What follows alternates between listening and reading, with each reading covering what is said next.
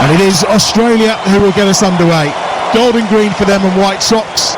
And for Egypt, it's the red shirts, the white shorts and the black socks. And it's Australia kicking from left to right in the opening 45 minutes. And immediately Marmoush runs the ball into play just in front of the Egypt dugout on the near side. And it will be a throw for Australia, who go back towards their own penalty area where they find Harry Souttar. As I mentioned, one of those players that started their last knockout game, that was in Qatar, when they lost to Argentina. Behic and Jackson Irvine, the other two who appeared on that day as well. Throw short on this near side by Shakati, clipped forward down the near touchline by Atiyah, but straight into touch, and again Australia will have a throw midway inside their own half. No great tempo in the opening exchanges of this game. No, not yet. It's just been really Australia having the ball, really having throw-ins, and then it's somehow throwing in and coming out again. By the way, I am old enough to understood the dynasty and Dallas, so that was very good. I did appreciate that. I thought I was talking to you and I, but you know everyone else may well not. Friday night was definitely dynasty, Wednesday night was definitely Dallas, but focus today very much on the Oil State. It's away from Souttar at the edge of the penalty area, down this near touchline. Egypt pick up a little bit of possession for the first time. It's controlled on this near side of the field and brought forward by the number 19 Atiyah. Looking the instructions coming and the waving of the arms from Rabia is just to try and push the players a little bit further forward. They do tend to press when they don't have possession of the ball, and now they are wide out here on this near side. Karim Hafez just keeping the ball, going back towards halfway where Rabia is there, and once more it's in with Yasser Ibrahim, and it's a patient build-up from Egypt, and that's what we'll see. And Australia will be fine with this, won't they? Absolutely. They're not trying to press at all. They're waiting, even in their own half, not even at the halfway line, but deeper than that, and saying, okay, we're still going to try and make ourselves very difficult to break down. If you want to keep on passing in front of us, that's fine. We've already seen a couple of times Egypt actually break the lines, but then just turn around and go back. I think once you do that, you have to really try and attack. But no, I think at the moment it's just literally two boxers just jabbing without wanting to get a full punch in. Shabir will clear from inside his own penalty area, away to our right-hand side. The understudy to El Shenawi, both for his country prior to this World Cup and for Mali in Round League, of course. But he's been given the nod this time round and has a really good start to this tournament. What kind of pressure will he face today from an Australian side that failed to score in their last two games? Here's Hafiz out wide on this left-hand side. Goes back infield to Atiyah, looking to move the play down that right-hand touchline. Far side, it's picked up and drilled in by Haney towards the edge of the penalty area, to the chest of Mustafa Ziko. Cleared for Australia up towards halfway, who will look to try and counter down that left-hand side. Idan Kunda's on the charge. The keeper's come to the edge of his penalty area, just hesitates with his first clearance, and then clips the ball into touch on the far side, and it's out for a throw to Australia midway inside the Egyptian half. Well, I don't know why Shabir, the Egyptian goalkeeper, just didn't pass the ball to himself and go inside the box and pick it up. There was no pass back at all. In the end, he kind of panicked a little bit when he didn't need to. He had plenty of time to do just what I said there, but sometimes at the beginning of a game you're not quite thinking as clearly as perhaps you could, or certainly as you are a little bit later on in the game when you're really into it. Now it's on this near side. The ball's coming forward towards halfway, where it's picked up for Australia, and it's away once more. It's right. Oh, what a save that is! Driven shot from distance. Well, Pato, I think he got a touch on it, just turned and fired the shot. Did the keeper get in touch? Oh, he's clipped the crossbar. I thought he may have got a flick on it, but he has clipped the top of the crossbar. Well, Pato from absolutely nowhere, and it wasn't far away. Shabir tried to get there, couldn't, but it was hitting the woodwork anyway. Well, I mean, Egypt have had sort of looked in control in terms of possession, but that's what Australia will be looking to do. If they can somehow just get through the lines. Well, Pato, he takes it, he turns, he has the shot. That's what these balls, how difficult they are. They can dip. He caught it brilliantly. And yeah, initially I did think Beach perhaps got a touch on it, but no one replays. It was actually nowhere near it, and it dipped, hit the crossbar, went over. Great attempt. He was sensational, Beach, in that opening game against Turkey, of course. The save there touched on it, so it didn't get close to it in the end. It just clipped the top of the crossbar, did Shabir. Both keepers have had their moments in this tournament. And it's a square ball for Egypt at the edge of their own penalty area. Rabia strides forward towards halfway. Right-footed ball clipped forward towards the edge of the Australian box. It's nodded down. Suter will get it away from the edge of the penalty area again, and no one really getting in control of the ball and building a pattern in this game so far. And we have been going for 5.5 minutes on TalkSport in Dallas, where it remains Australia 0, Egypt 0. Edge of the 6-yard area. It's forward from Beach this time. Now down the right-hand side. Jordan Boss has got some pace. Can he use it? Yes, he can inside the area. Boss still going. It's important intervention by Rabia that time, and Aaron Kunda on that far side just tries to get possession again. He's won his team a corner. Well, the Aussie keeper Patrick Beach started that move there, and the ball found itself towards the right, and that was a fantastic run from Jordan Boss. Rabia just gets there. So if he hadn't got anywhere near that, then he's through on goal. He has a shot, and it wouldn't have surprised me if that was then 1-0. Great tackle. Plays for Feyenoord, scored 4 goals and made 9 assists in the domestic season for Feyenoord. He's an attacking fullback, usually playing on the left, but he's on the right due to the injuries that this Australian side have suffered. That one's taken short towards the edge of the penalty area, towards Valpato. It's delivered in by Metcalf in the end. It's blocked, and it comes back towards halfway. And it's no surprise, really, the way Australia played it. The first thought is to go all the way back to Patrick Beach from halfway. Ashur's chasing after it, but it will be cleared by Beach forward as they look to attack this Egyptian goal away to the right-hand side, and it's picked up by Shobir once more. 7 minutes played, 0-0. Yeah, I think Egypt, after initially a good start without actually creating a chance, just want to try and get hold of the ball again. I think they'll be more happy to have more possession. I wouldn't be surprised if by the end of the game, and certainly sort of in the 60s in terms of possession, but it's about what you do with it, and no doubt about it, Australia have looked the most dangerous so far, and Ufa Shabir, he was diving for that one, but he was nowhere near it. A shot from Volpato.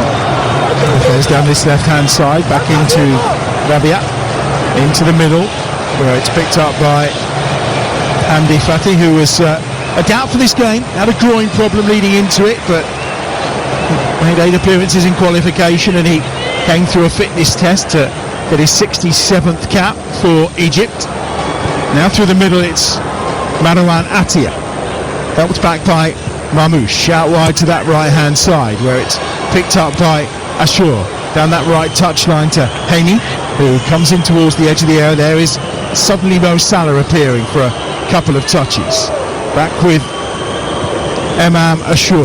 Now Salah, 25 yards out from goal. Left footed ball clipped in a familiar position we used to find him in for Liverpool, of course, and now we're beyond and into July. He's now an unattached player officially. Here's Mo Salah. I'm sure that won't be the case for long. Hafez on this left-hand side gets it back from Atia.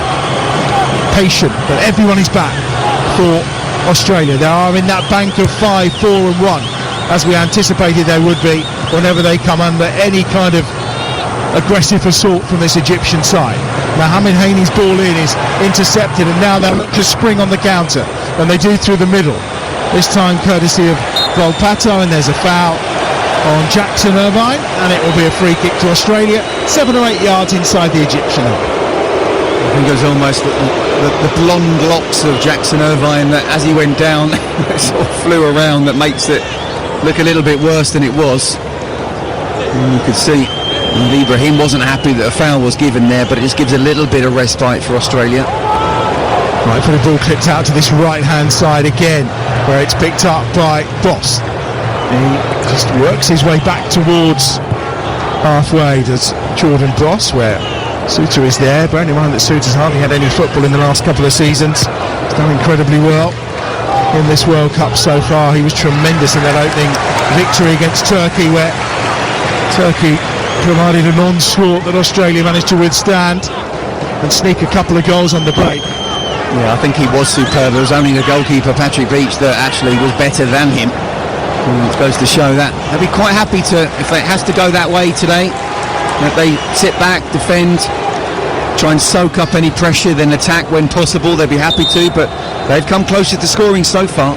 They have. Christian Volpato, the only player who's had an effort really on goal, struck the woodwork. First Australian to hit the woodwork in this World Cup, as Shabir then almost lets the ball run into his own net away to our right hand side. It comes out on that far side to Connor Metcalfe, who battles hard with Yasser Ibrahim. I'm sure Mustafa Shabir had it all under control. Just a heart in mouth moment, I'm sure, for Bassam Hassan on the Egypt bench. It's one of those where the ball's passed back and you're not under too much pressure, but he's pretty much, well, he's half a yard from the goal line, but maybe half a yard outside the goal. But as the pass is coming to him, the touch isn't great, so he's going in. He's trying to look calm on his face, but the stretch was there to make sure he kicked it away from goal. Karim Hafez gets it to Marmoush towards the edge of the penalty area, then tries to play a ball into the channel, comes out to Hafez again on this near side. Now Marmoush in towards the edge of the box, wants a 1-2. Jackson Irvine tracks that run all the way, and they are very strong defensively, and then Jackson Irvine gives away, this time a free kick to the left of the penalty area, probably about 16 yards from goal. Yeah, well done to Mustafa Ziko, who just nipped in there.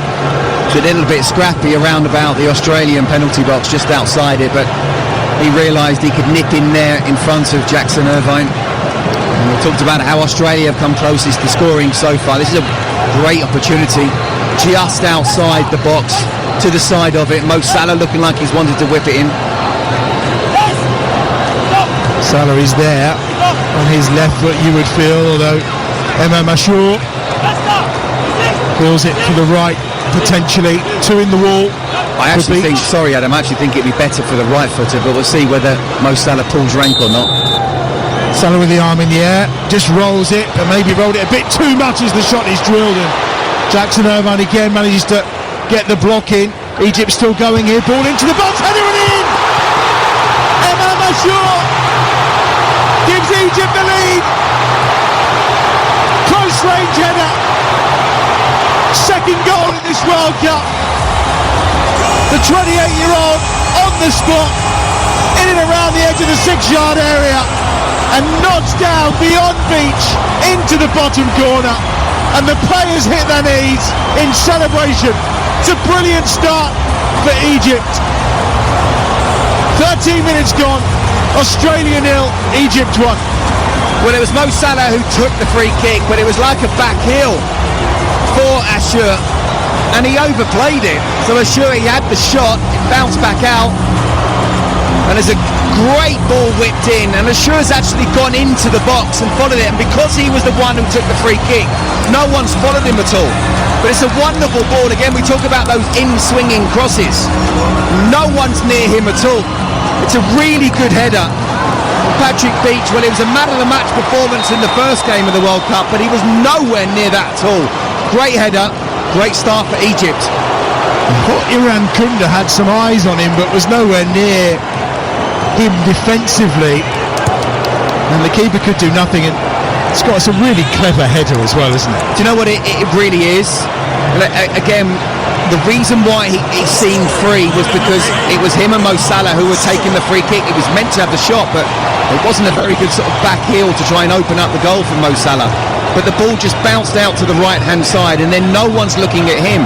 Everyone's keeping with their man, and he's gone into the far post. I mean, that's what you get with a striker in the box here in Kunda. He's not seen the danger, he's not sensed it, but still, it's a great header. He's got to finish it off, and he certainly did that. Shakati gets the throw into the box here for Australia, and the shot from Metcalfe is blocked. It's driven back across the goal. It was a left-footed ball by, I think that time, Aidan O'Neill, well wide of the left-hand post, and it will be a goal kick for Egypt, who have the perfect start in Dallas. Do you know what? It's going to be interesting to see how Australia react to this, because if it looks like they're trying to get forward and get that equaliser back as soon as possible. And if that's the case, then from a neutral, we're in for a great game here. So I think Egypt will want to they won't just want to game manage from here on in, it's too early. They want to try and get the second goal. They're geared towards their best players are their attacking players. So I think we've got a possibly really good game on our hands because of that reasonably early goal. Well, it's also going to have to force Australia's hand a little bit here, isn't it? The plan for them to just sit in and try and play on the counter. I mean, a second goal would really force Australia out of their shape as Jackson Irvine hooks the ball forward down the right-hand side. Volpato does well, gets there ahead of Hafez, and is he fouled? The referee says no. The challenge from Zico goes unpunished. There's the goal scorer, Ashur. I tell you what, it's certainly done. It's woken the crowd up inside the stadium as well. The noise level's off the charts. Yeah, it's a great atmosphere. As I say, it looks like Australia do want to try and get that equaliser as soon as possible. And the game's going end to end now. It is. Here's Marmoush, left edge of the penalty area. Tricky feet, Marmoush. We've seen it so many times. He drives a shot, and it's blocked by the chest of Harry Souttar inside the penalty area. Time and time again for Man City. We've seen how those feet work for Omar Marmoush, and he just tried to bend that one into the corner, but Souttar stands strong. Yeah, I mean, he's been there a million times before in his career, and he's a colossus, literally, from a physical point of view. Positioned himself in the right place, and look, from a neutral's point of view, it was great the first goal came. Don't necessarily want Egypt to go 2-0 up, because I think that'd make it really difficult for Australia, but it's a good opportunity for Marmoush. Down the right-hand side, Mohamed Haini for Egypt, in short to Mo Salah. Helped across that back line and onto the feet of Marouane Attia. Now down this left-hand side, it's Karim Hafez again. Closed down very quickly by Christian Volpato. And now it's with Rabia, who again is just telling the Egyptian players to calm down. He seems particularly vocal, does Rabia. He went 7 years without a start for Egypt. Made his debut back in 2012. Was injured for the 2018 World Cup, but 7 years he had to wait before reaching the starting lineup. But now, under Hossam Hassan, he's a regular. And he's just trying to get his teammates to relax. Particularly Yasser Ibrahim, who he has alongside him at the back today. Yeah, because, you scored the first goal. The last thing you want is the game almost going end to end, because Australia are the ones trying to get the equaliser. You want to be in control of the situation now. You scored that first goal. Now you dictate the tempo of the game, and that's not really what's happened since the goal. Ball was clipped round into the penalty area. The chase on, this time for Mustafa Zico, who couldn't quite get there. Australia will play out from the back. They don't tend to play early, because what they want is to allow their forwards to stretch the pitch a little bit further forward before launching that counter-attack. The one thing it does appear is that it's forcing them to press a little more, which we weren't expecting. Yeah, absolutely. And I think because of that, if they pass quickly, I mean, from both sides you could talk about this. There's space there to try and attack, and say since the goals come in, feels like both sides have stepped it up a little bit. Going back to the goal, it was young Lucas Harrington, just 18 years of age, this new Australian wonder kid at centre-half, who was actually playing Ashur onside. He just dropped back by a couple of yards, otherwise it might have been a bit of a tight VAR call. But he dropped in, did the 18-year-old, who's found himself in the starting lineup after the first game. And Rabia wants a goal kick, and he gets a goal kick down in this near corner, much to the disgust of Boss, who felt that it actually came off the Egyptian player last, and actually Boss has got a point. It was a really bad decision, because he kicked it against Boss, but it went straight into Rabia's arm. Don't know how the officials didn't see that. Egypt get away with it, and they get away with the ball as well. Mo Salah has it on halfway. It comes back out to Hafez, and then to Rabia deep inside his own half. The worry for Egypt, they've never won when scoring first at the World Cup. It's only the fourth time they've done it. But they'll look to build, of course. Unbeaten in the group stages. Lost all 3 games last time out in a World Cup. 4th in total. All the way back as well to 1934, though, with the first African side to appear at a World Cup. They were due to play in 1930, but the boat that was supposed to take them to South America from France, they missed it, and therefore they missed out on the 1930 World Cup, which is quite extraordinary. They've not been here too often, I think it's fair to say. Rush hour traffic meant they didn't make the flight. I think it was back in 1930. I think there's some storm. I mean, it was a boat from France. Who knows how long it was going to take you to get there back in the day. But it was like the cricketers used to travel there back in the day, didn't they, by boat? Yeah, to Australia. That's where that was it. Bodyline came from. They practiced it on the boat, didn't they? Harold Larwood, Douglas Jardine. Life much simpler. Yes, much simpler nowadays. There's the ball clipped through. The chase is on towards the edge of the penalty area. He's put it wide.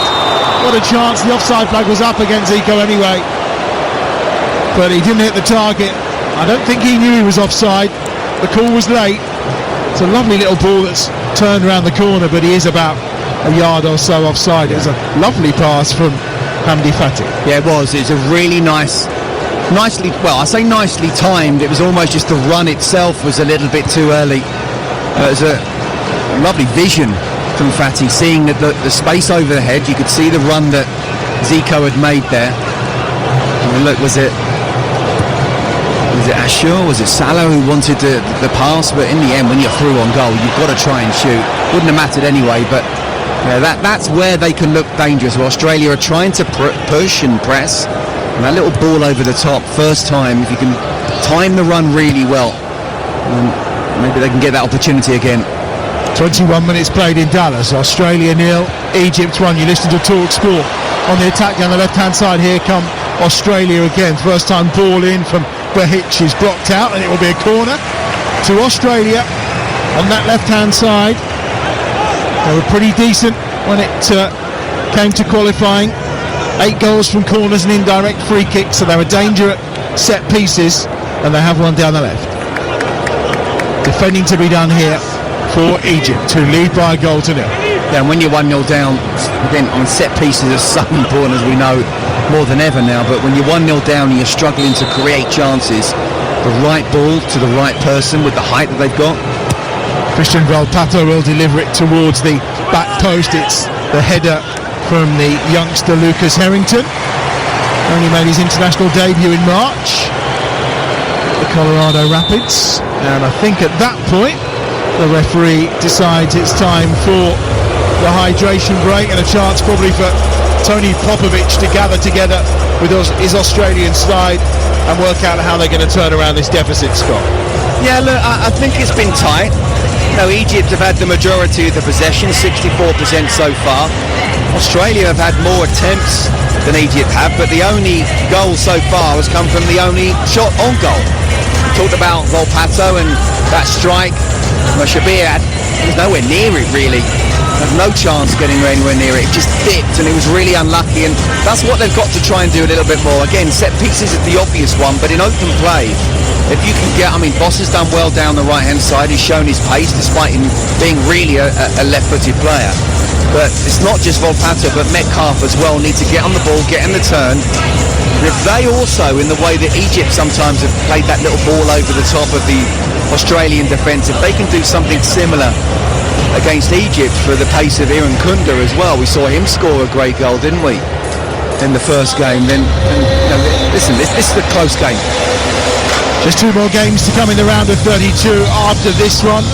Argentina against Cape Verde. That's 11 o'clock tonight here on Talk Sport.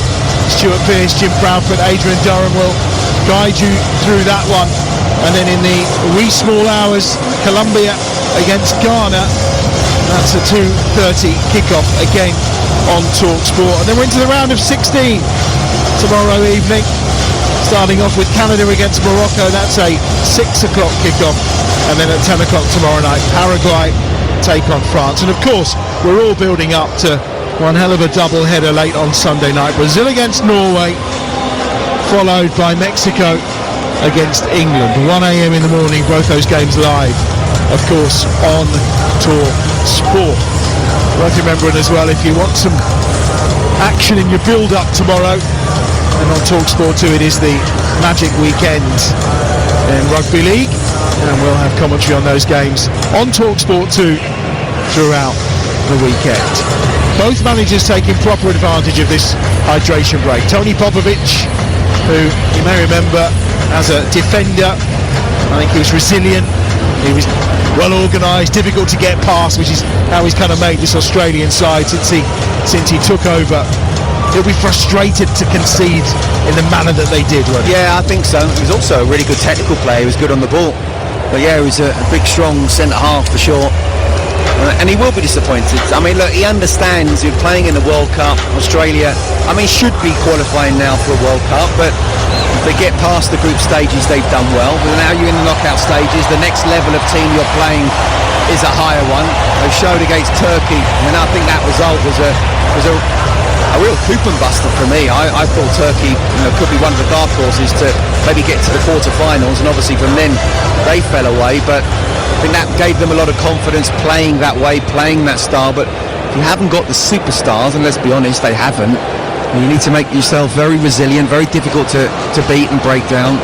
So they will be disappointed. He will be disappointed in the manner that they conceded that goal. Hydration break over. That goal, by the way, was the 250th at this World Cup. And it's Egypt that have it, and they lead here on TalkSport against Australia by 1-0.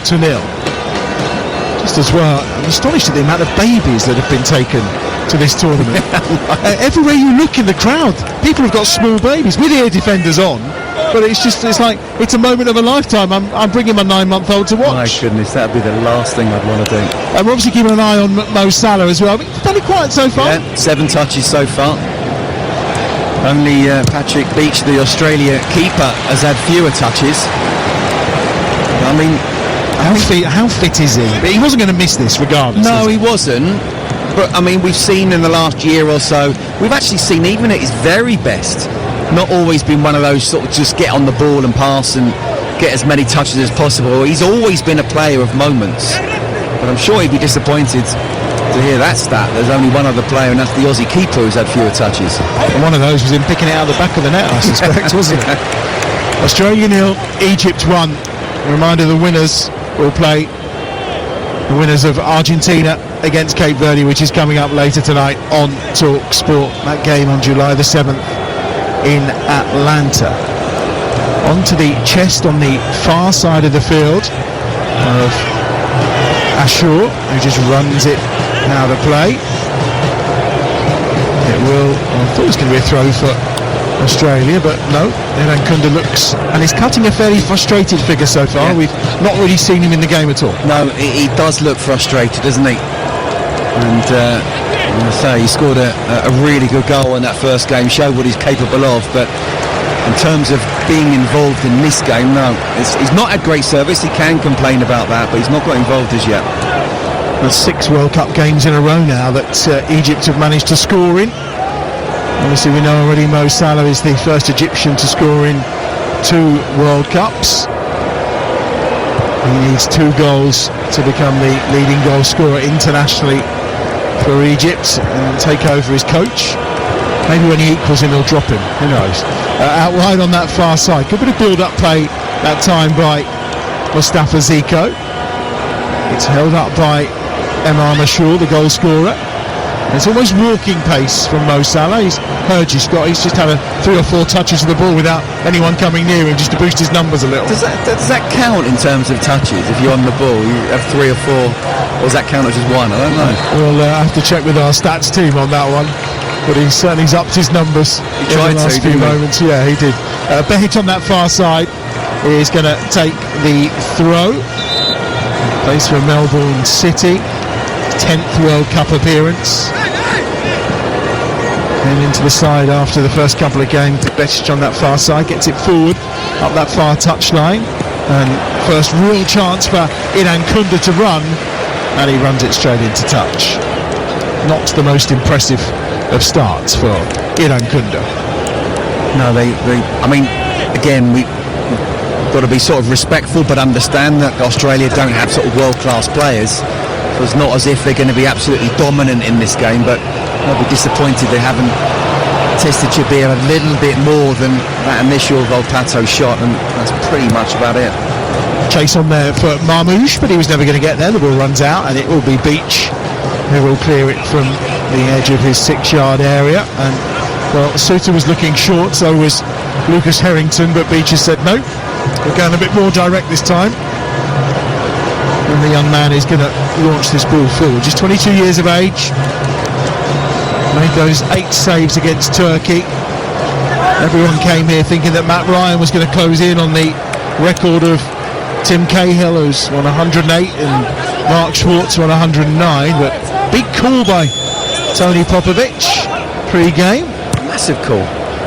Massive call. Worked out all right against Turkey. Well, absolutely. But when you think you've got someone around 100 caps and another one yet to make his first sort of competitive international cap, it's a big call. Good decision from Popovic. I think at the time no one could quite understand what was going on and that Ryan may have been injured, but And then they did after that Turkey game. yep, it's an excellent performance. It's cleared away by Rabia on the far side for Egypt, intercepted by Behic, turned around the corner by Inan Kundu, and he was fouled in the process, and he'll win the free kick for Australia midway inside the Egyptian half. The challenge was a bit of a late one from Yasser Ibrahim. It's the first time really Inan Kundu was just trying to affect the game in a positive way. And that's because it came from a wayward Egyptian pass. There's no way that that pass should have been attempted in the first place. You know, you've seen the Behic got in there first, he's made the interception, and that's when Aaron Kunda can show his pace. And actually I feel Ibrahim's got away with that one. He's missed the ball completely, he's brought him down. Could easily have been a yellow card. There's a problem here for Mohamed Haney as well. Now, he wasn't the player who made the challenge, but he's banging the ground in frustration. Oh, and what happened in Ankunda when he was sent tumbling by the tackle, has ended up with his studs going into the right side thigh or the right hand side of the thigh of Haney, who is down now needing some treatment, and they're just spraying it. I think he's turned around and saying, I'll use the polite version, please don't use the spray on me. Spray is not the answer. That probably stings. He was very unlucky with the timing of him running past, because Aaron Kunda was fouled himself, as we just spoke about. It was almost like a little turn as he fell over, and then his legs and feet were in the air. It was just scraped down the side of the thigh. You'll know better than me, but I'm guessing that a freeze spray on a rake of studs is probably not what you need at that moment. I'd rather the magic sponge. Yeah, well, he's Sponge in a bit of water. So they're down to 10 men here, Egypt. Here's the free kick for Australia, about 15 yards outside the penalty area, into the danger zone. Hook shot. Irvine tries to win the header, comes down and is hooked goalwards, but not with too much power by Shekati.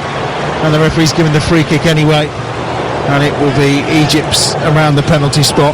I think it was Jackson Irvine's challenge that there was an objection to, and there wasn't much power in that effort from Alessandro Shekati. No, there wasn't. I think it was for the foul. I mean, to be fair to Jackson Irvine, he had to go for it. But when you know you're not going to win it, just try and pull out at least, because it's in the box. You never know who it could fall down to. So try not to give a foul away, especially when you're 1-0 down, chasing the game. Mustafa Shabir is, at this moment in time, just delaying the taking of that free kick. He wasn't happy with Iran Kunda's positioning.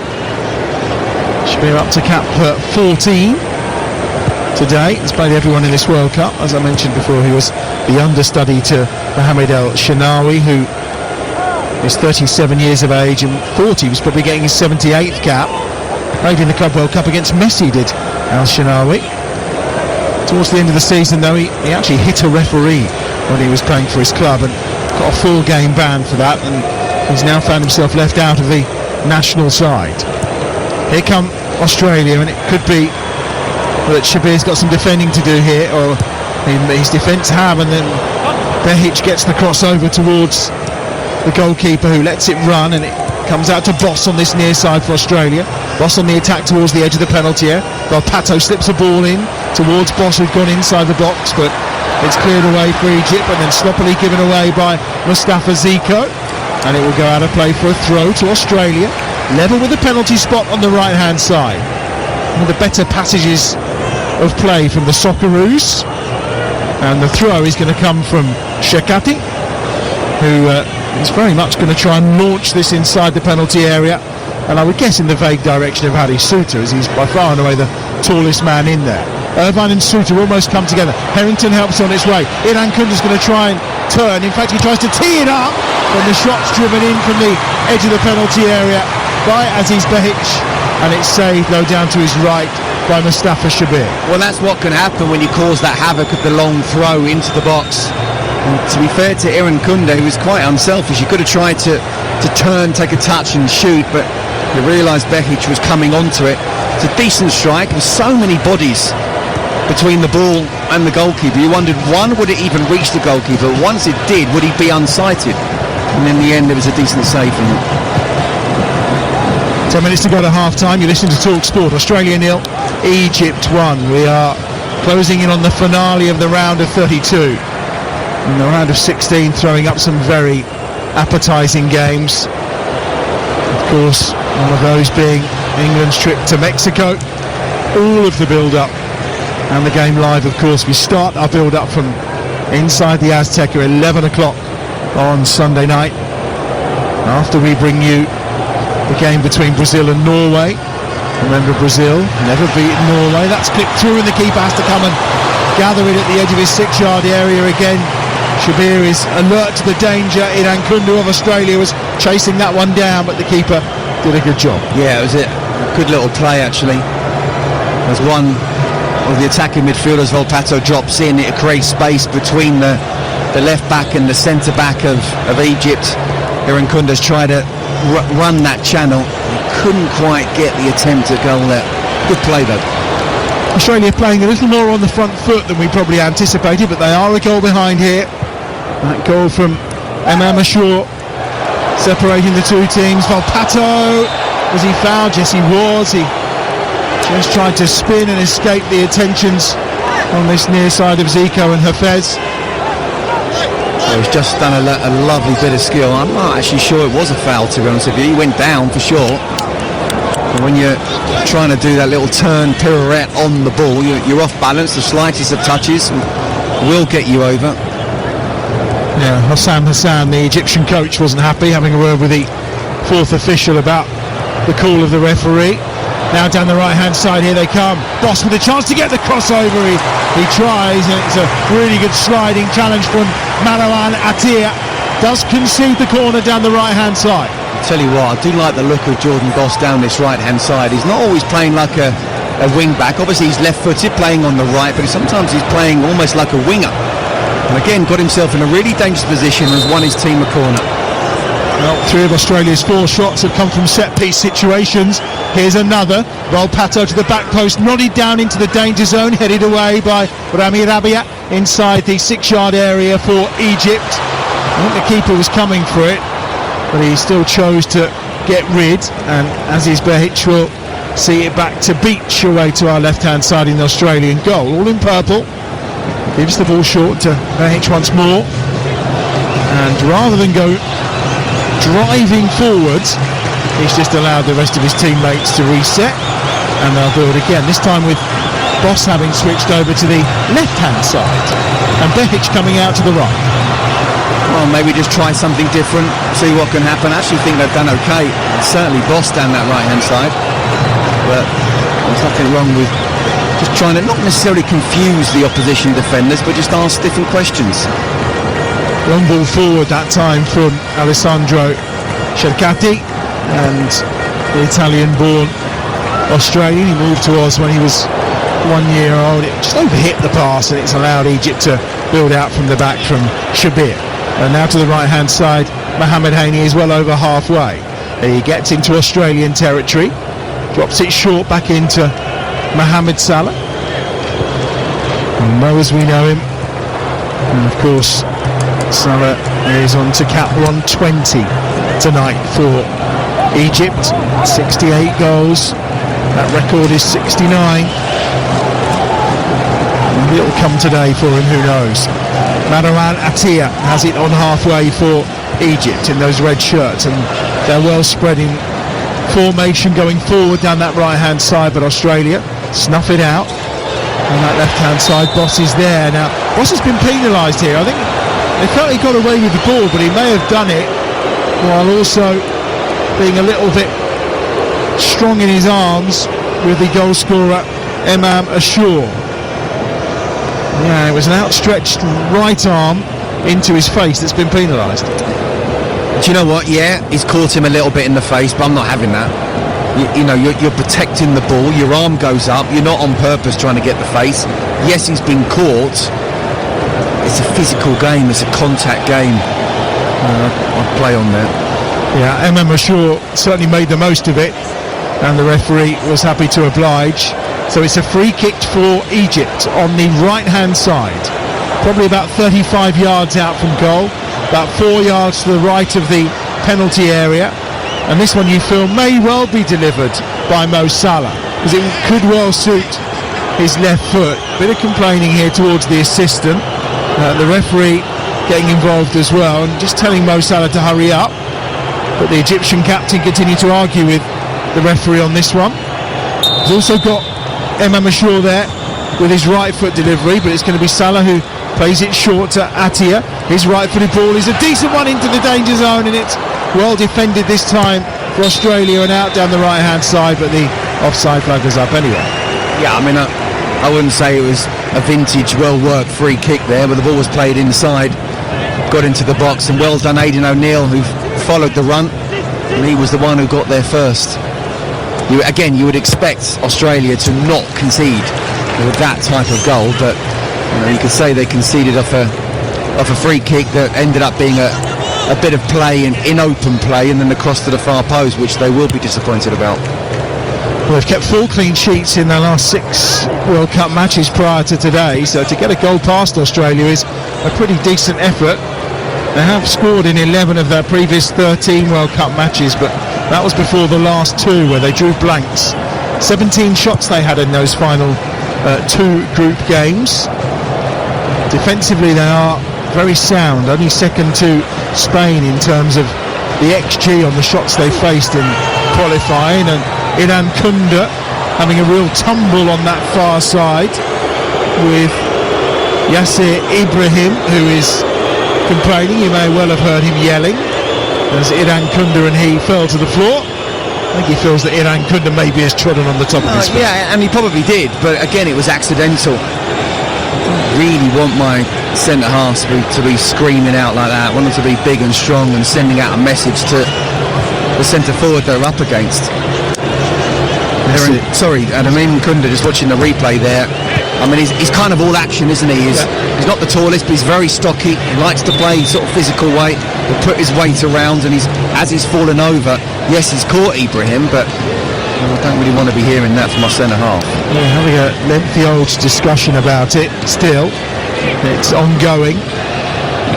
Ibrahim, another one who plays at Al Ahly in Egypt, formerly of Zamalek, who are bitter rivals.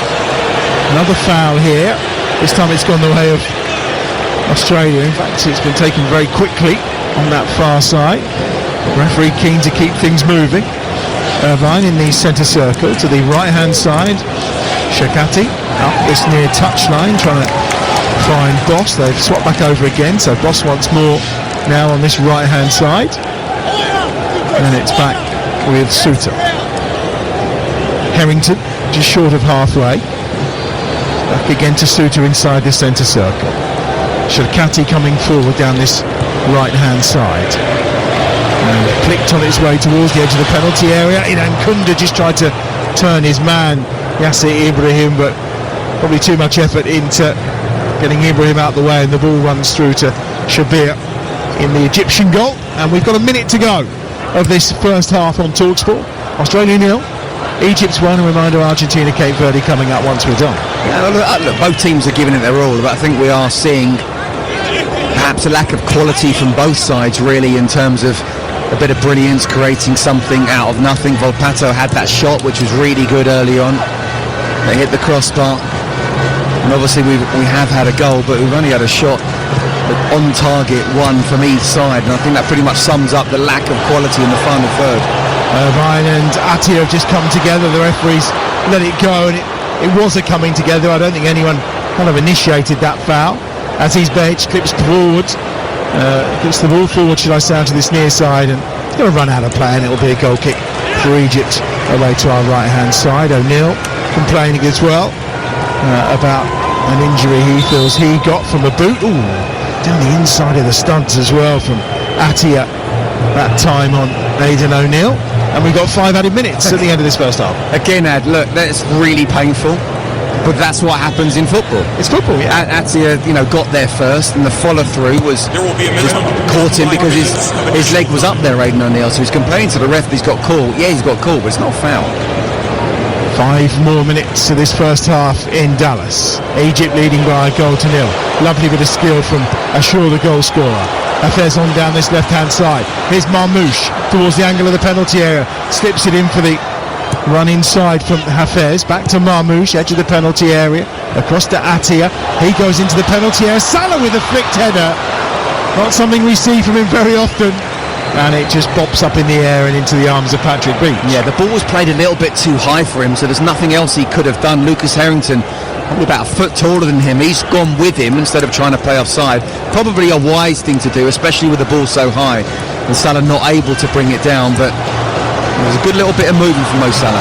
Now down the right-hand side on the attack once more is Volpato towards the edge of the box. On his left foot, tries to bend one. Never really hooked his foot round it. He set it out way too far beyond the right-hand post of Mustafa Shabir. And it's another goal kick for Egypt. Yeah, that would almost need to be like a Roberto Carlos type. Somehow define angles and gravity for it to come back in and score a goal. Look, he's got a great left foot for sure, and he did really well, Volpato, by coming inside. And Kunda sort of putting his arms in the air as if he got a pass to me, but at least they were creating half a chance there. There was space down the sides of the centre halves. Well, and Hassan was worried, absolutely furious with his defence for allowing Volpato to cut in on his left foot. He is very left-footed, so fairly sure that would have been one of the instructions to try and see him outside. Now here come Australia again, through the middle. The challenge on Metcalf. Picked up in the middle of the park this time for Australia by Volpato. Here he is, central position this time. Ball at feet. Ball skips nicely to O'Neill. O'Neill back to Irvine. Now on the right foot. Shakati towards the back post where Behic was waiting. It's kept well by Australia. Right-footed ball into the penalty area. Iran Kunda's there. Well, he was between two. Iran Kunda claiming a handball. It's been gathered by Shabir. Karim Hafez is down, and the referee, even though Hafez is down, has just said play on. I like that. I do like the way there's been the odd decision I've not necessarily agreed with, whether it's the referee or VAR, but I genuinely like the attitude of the referees. They've wanted to try and play on as much as possible, allow it to be reasonably physical. It was a really good ball in. And to be fair, it was a quality ball in, but the two centre halves were so close together that Iran Kunda wasn't able to get any space between them and then get a proper header on the ball. It was a good ball in, but good defending from Egypt. What we do know is referees from Uruguay, they're quite happy for a bit of a physical game sometimes, that's for sure. And he's mirroring that today, no doubt about it. Well, they're used to it, aren't they? 90 seconds of stoppage time to go in the first half. Australia 0, Egypt 1. You're listening to TalkSport. Every single game from this World Cup live across the TalkSport network. The only station that's bringing that to you throughout the tournament. Header one on this near side down towards Irvine. He's clipped forward towards the edge of the penalty area. Is cleared by Rami Rabia, who's been a real force at the back for Egypt so far in the opening half of this game. Boss does well just to get the ball under control, and the fullback from Feyenoord skips round his man, then tries to go beyond after the challenge from Rabia, but he's on the floor. Iran Kunda manages to pick the ball up for Australia, edge of the penalty area. Volpato on his left foot tries the first shot, then tries to deliver again. It hits Rabia once more. It's in the air at the edge of the penalty area, and Omar Marmoush in the end will bring it down, and Egypt will clear up towards halfway. Whereas Salah, well, it hits him on the back. Harrington picks up the ball again, goes forward. O'Neill, 25 yards from goal, wriggles away from 3 and keeps possession brilliantly. Does Aidan O'Neill for Australia. On that far side, he picks out Aziz Behic again. He's forced back to Harrington, at this moment in time, Boss is still on the floor on this near side for Australia. We have about 20 seconds remaining, and at that point Shakati decides the ball's going into touch, so Boss can receive some treatment. Well, two things. One, with 12 seconds remaining, I think the ref can say let's call it a day at a half time. Two, I like everything about Jordan Boss. I think he's skillful, he's got football intelligence, he looks quick. Terrible moustache. Well, there's a few of those, to be fair. The assistant on the near side getting a earful from Jackson Irvine to say, why on earth didn't you give the free kick? Well, he didn't give a free kick because it wasn't a foul, and the referee has taken the liberty to blow the half-time whistle, and at that point Boss will remain on the floor as the players will depart for the half-time break, with Egypt in control here. Emam Ashur with the goal, his second of this World Cup. A lovely little header into the corner that Beach could do very little about. We've seen Australia come out of their shell since then, but nothing yet to really trouble Mustafa Shabir, and Beach has been fairly quiet at the other end too. But at this moment in time, Egypt, who came to this World Cup never having won a game of football in the World Cup, could well be on their way to the round of the 16 as things stand. Half-time in Dallas, it's Australia 0, Egypt 1. Thank you, Ian. Yeah, they are forced into that change. It is a departure for Jordan Boss, which is a travesty. They've already lost Jacob Italiano, Matthew Leckie in this tournament as well, and Boss departs today. Kai Truin is the player that's come on to replace him, and we will see how he fits in. Truin, who's yet to make his appearance, so it is his first World Cup appearance, his 7th cap all in all. He's been playing in New York City, his first season in the MLS as well. All his appearances have been in friendly, so it's a first competitive appearance for Kai Truin, 25 years of age. And Boss, looks like probably an ankle injury that he picked up in that challenge just on the stroke of half-time. How will that affect Australia? And Boss was probably one of their standout attacking players in that first half, Scott. I thought he was the best player for Australia in that first half, Adam, so I think it's a real blow. I think not only was he very, quite happy to have the ball, but he was also very direct and used his pace at the right time. Other times he'd come inside and put some crosses in from that right-hand side, so I think it's a massive blow. It's not one that Tony Popovic would have wanted to have made for sure. Well, no changes for Egypt at half-time. Worth noting as well, average age 30 years and 67 days, the average age of that starting lineup, the oldest ever named by an African team in the knockout stage of a World Cup. Here comes the countdown for the start of the second half. Egypt kicking from left to right in this second 45 minutes in Dallas against Australia. Red shirts, white shorts and black socks for Egypt, and it's the gold and green that we see every Aussie team in. Egypt in straight away here. What a chance, put wide by Marmoush right from kick-off. An opportunity to maybe put this game to bed, and Omar Marmoush squeezes between Truin, the new defender, and also Sherkati, and he's put it about a yard wide when it must have been easier to hit the back of the net. My goodness me, what an opportunity. I mean, not to put the game to bed, but 2-0, such a difficult result to come back from. And at the start of the second half as well, literally, single seconds had passed. It hadn't even been 10 seconds. So it's a brilliant opportunity. It's a great run. And a decent first touch from Marmoush. And Sikati couldn't get anywhere near him, otherwise he'd have brought him down for a penalty. And then it's about composure. Yes, he's got Truin breathing down his shoulder, but he's got to hit the target there and finish. If it had hit the target, he would have finished, and that would have been 2-0. Well, Omar Marmoush, 8 goals in his 36 games for Man City throughout the season, of course. He's got 11 international goals, 54th cap. But what a chance. Zico has fouled Shakati here, and it's going to be a free kick for Australia, but that could have been the most perfect start to this second half for Egypt. And well, I don't see Australia coming back from two. I'm not sure they've got it in them. I don't know what Tony Popovic has said at half time, but they were caught napping there for sure.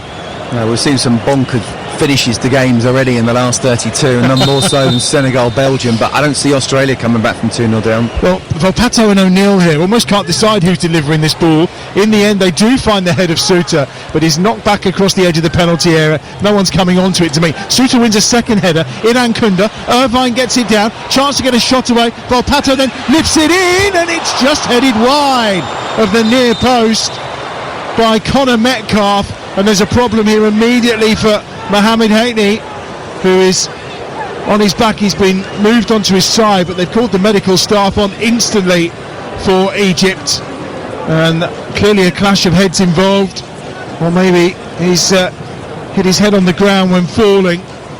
It will be a goal kick eventually to Australia, but at this moment in time, Mohamed Haini is the main concern, and a stretcher already being brought onto the field of play while the doctors and the medical staff assess exactly what happened in that moment. Suter winning a couple of important headers.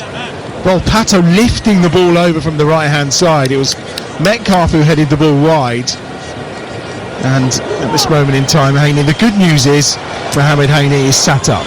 Yeah, I mean, it looked like he was out cold for a moment with his arms stretched, and the Egyptian players quickly gesticulating to the bench saying come quickly. It looks like he's okay.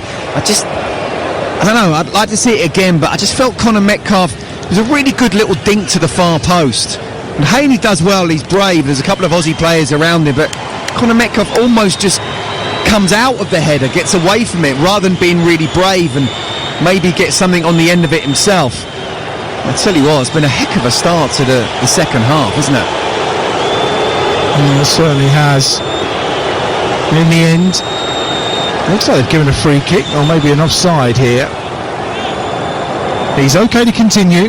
Here's Mohamed Haini, and actually the referee has intervened and said no, there was nothing wrong. It's a goal kick. Well, I thought it was a goal kick, but clearly Mustafa Shabir didn't think it was. And an issue on this near side, I think.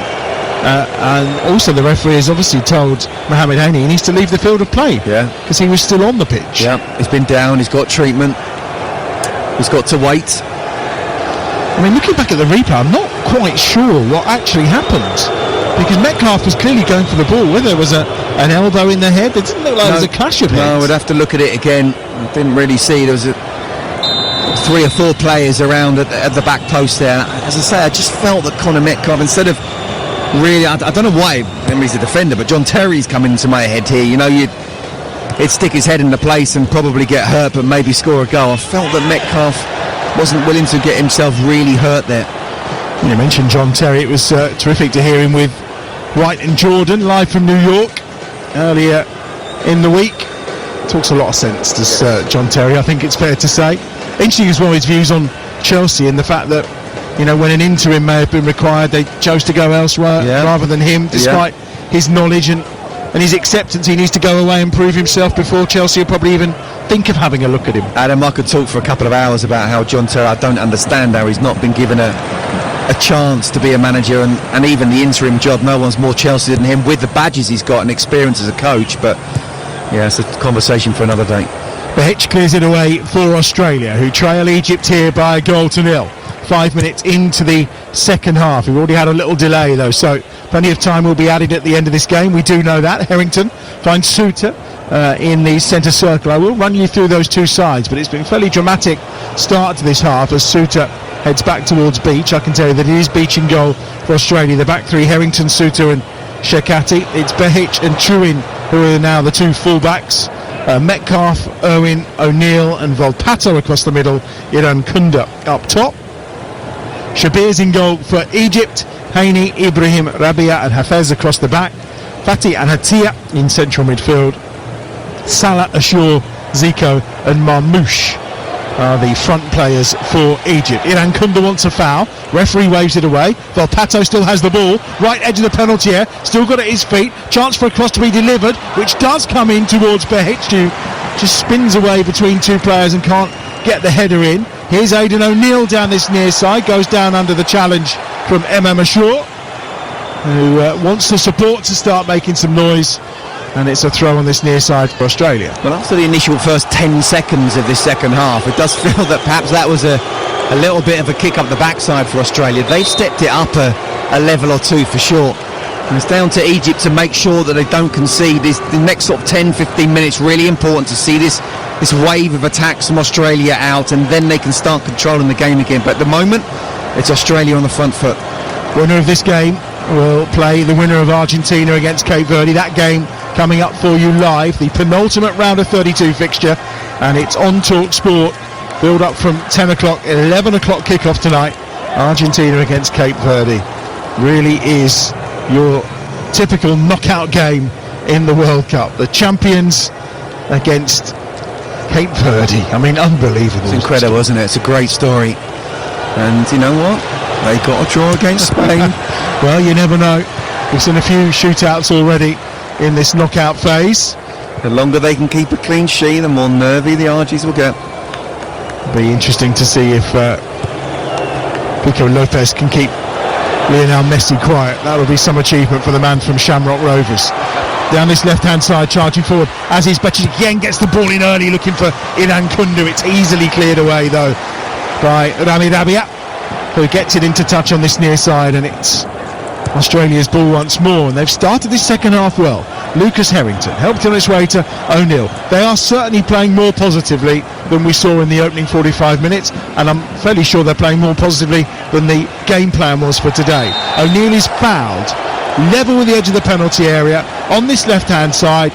Free kick for Australia, who we know are dangerous at set pieces. Yeah, and it feels like, again, you know, you put that sort of first 10 seconds to one side of the second half. It does feel like Tony Popovic has said, guys, you're 45 minutes away from either creating history or getting knocked out of the World Cup.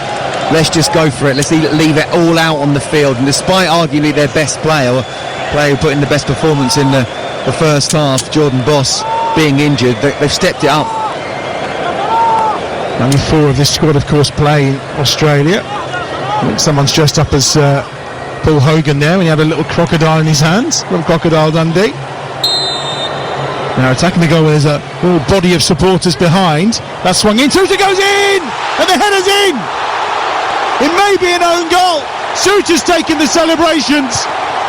But Australia are level, and it is from a set piece as we thought it might be. It's a delicious right-footed delivery, swinging in, and a body of players go for it, and even the keepers come up to celebrate this run.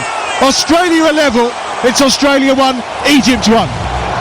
Well, Omar Marmoush should be kicking himself for that miss right at the start of the second half. But since then, look, it has been Australia. We've been saying about how they stepped it up. We've been saying about how dangerous they are on set pieces. And that in-swinging corner of free kick, if it's put in the right area, is practically impossible to defend against. Keeper can't come out. And in the end, it's not even about can I be an attacking player and get on the end of it. If it's in the right place, then it could easily be an own goal. And what was that? Mohamed Haney, did it come off him in the end? Such a difficult ball to defend against. Brilliant delivery. Brilliant delivery. A body of players. There were 2 Australians in there, 3 Egyptians, and it's the one in the middle. Mohamed Haney, the number 3, who got the final touch and put it beyond Mustafa Shabir. And now we do have a game on our hands. 10 minutes into the second half. Australia 1, Egypt 1. You're listening to Talk Sport. A reminder of that breaking news. FIFA are actively looking at moving England against Mexico to a midday kickoff because of these threat of thunderstorms that are due later in the day in Mexico City. That would be 7 o'clock UK time. If you're thinking about temperature as well, maximum temperature apparently in Mexico on Sunday, that 24 degrees. So probably not the heat, still the altitude an issue. But we'll keep you posted on that breaking story. And don't forget, our England team currently in Miami, and they'll be bringing you Argentina against Cape Verde. The build-up from 10 o'clock tonight. We started talking about 80s programmes with Dynasty and Dallas. I'm just wondering who's playing the role of Crockett or Tubbs out of Jim and Stu, and whether they're driving round Miami with the wind whistling through their hair. You can imagine, couldn't you? Roof down. Yeah. With the jackets, sleeves rolled up. That's how it used to be, wasn't it? Yeah. One apiece in Dallas. You've pulled out some classic programmes today, haven't you? I'm just showing my age, really, aren't I, Scott, to be fair. It's helped on its way by the man who scored the own goal, Mohamed Haney, towards the edge of the penalty area. Now wide on this near side, it's Mohamed Salah, who's not really had an impact on this game at all. We know he was struggling with a hamstring issue before the game. In the opening exchanges before the first hydration break, he certainly had the fewest touches of anyone apart from the Australian goalkeeper. And he's not had too many more since then. And he's certainly not had any influential touches in this game. Long one over the top. Inan Kunda's chasing that, but it'll be gathered by Shabir in the Egyptian goal away to our left-hand side. Yeah, look, we know he's had a really poor season for Liverpool, but he's been an absolute superstar, one of the best players in the Premier League era, but actually started the World Cup really well. So the hamstring injury, I think, although he won't be too bothered he's had few touches, you would have expected the touches that he has had, you'd see a little bit more of him. Again, I go back to, even at his very best, he wasn't necessarily someone who controlled games, but he was someone who would just produce moments of brilliance, but looks a million miles away from that at the moment. You do wonder how much that's hurting him. Here come Egypt again. Marmoush, edge of the penalty area. Here's Mohamed Salah onto his left foot, tries to poke a ball through the defender's legs, but it's blocked out and away on this near side. And it's back with Egypt on halfway, and Yasser Ibrahim, infield he goes. Now a chance to build the attack courtesy of Karim Hafez. Here's Ibrahim again to this right hand side. Here's the man who has not only scored one own goal, of course, Mohamed Haney. He got an own goal early on in the tournament as well, so he's got two in a tournament where we've seen quite a few own goals. He's the only man who's managed to double up so far. 13 own goals in total. In fact, I think he may well be the first man in World Cup history to score two own goals. Here's Alan Kunda on this near side. He's fouled. He's fouled by Yasser Ibrahim, and it will be a free kick for Australia, who have come out in this second half and are really asserting themselves on this game, barring those first 10 seconds, of course. Yeah, absolutely. And again, I go back to Marmoush. He's got to try and put it out of his mind and come out with a moment of brilliance from now, because that was a great opportunity to go 2-0 up. And just after, different tactics and the little team talk that Popovic would have done, to have conceded immediately after half-time would have been an absolute killer for the Aussies, but they survived that one. They've now scored, got themselves in another good position to get the ball in the right area with this free kick, and they're the team on the front foot now. Well, you wouldn't bet against them, would you? From another set piece, midway inside the Egyptian half, out wide on this left-hand side. O'Neill to deliver, looking for Suter, coming in with pace from the edge of the penalty area. Back to O'Neill on this near side. Everyone is still forward. He's got a second chance to deliver a good ball in, which he does. Suter tries to get there, heading away as far as Jackson Owen. Harrington gets the ball back into the penalty area, but a decent header away by Rami Rabia again. Game of head tennis ensues. O'Neill will hook it back into the danger zone. Away by Rabia, down to the feet of Suter now. Suter helps it on its way. Here's Jackson Irvine. To the left-hand side he goes. And now a chance for Inan Kunda to turn. Edge of the box. Feeds it out to Metcalf. Metcalf's attempted cross comes back to Inan Kunda, who tries to hit the shot. It's blocked. And Egypt get it clear from the edge of the penalty area eventually. And then there's a foul from Suter on Salah. About 15 yards inside the Egyptian half, and it's a free kick for the African side. But Egypt need to find a way to wrestle back control of this game, because I thought they had the majority of the possession in the first half, and obviously were more than happy to go in at half-time 1-up, but after those first 10 seconds of the second half, it's been all Australia, to be fair, and there's them on the back foot, the Africans, and they need to sort this out. On past the hour mark on Talk Sport. Australia 1, Egypt 1. Bright start for the Australians in this second half. Remember, twice progressed beyond the group stage to the round of 16. There's that additional round of 32 this time round. So they have been in the round of 16 before. but have never won a knockout game. This would be their first. It's back here for Attia for Egypt, towards the right-hand side where he picks out Mohamed Haini, scorer of the own goal that's brought this game back on terms. Rabia, edge of the centre circle. To the left he goes. Picked up by Marwan Attia again. Patient stuff from Egypt, trying to probe their way through what is a very tightly packed Australian defence. Everyone behind the ball. Here's Salah on this near side, right edge of the box, but he was offside, and it will be a free kick for Australia. And Salah yet to still contribute to this game. Yeah, I mean, but at least he's trying to contribute. He's trying to get involved in the game. He's trying to put himself in a position where it could be quite dangerous. Yes, he's got to try and find a way to time his run a little bit better, but you know, I'd rather that and him be offside than him just floating, not even in the game, but just out the game. It's waiting for a bit of brilliance. You wonder if he's got it in him. How bad is that hamstring injury? Yeah, he started the World Cup well with a goal and 2 assists, but this particular performance, if he wasn't Mo Salah, I'm sure the manager would be thinking about making a change. Now it's picked up by Volpato. Here's Kai Truin, the half-time substitute for Australia. Gives it short to Shakati. Interesting looking at the replays there. After the offside flag went up, Mohamed Salah was just looking up at the roof here in Dallas. Probably just trying to work out how the Statue of Liberty at 93 metres tall would fit inside with the roof closed, but apparently it does. Is that right? I think he should be worrying about staying on side, but I think that I'm sure that's what he was looking up and trying to work out. Throw it on that far side. Did he not know that that's what we all think during a football match? I've always been curious as to what's going through their mind. They're going to make a couple of changes here, Egypt, as well. And the tactical changes that are coming are being discussed by the coaching staff. I wonder if... Well, you're not going to take him off, are you? Unless he is not fit. No, unless he's asking to come off and he's really struggling. He may not be sprinting right now, but he's on the jog. He's not coming off.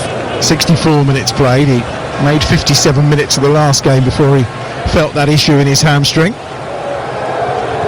His performance has not been dissimilar of what we saw at times when he was playing for Liverpool throughout the domestic season. Yeah, I absolutely agree with that.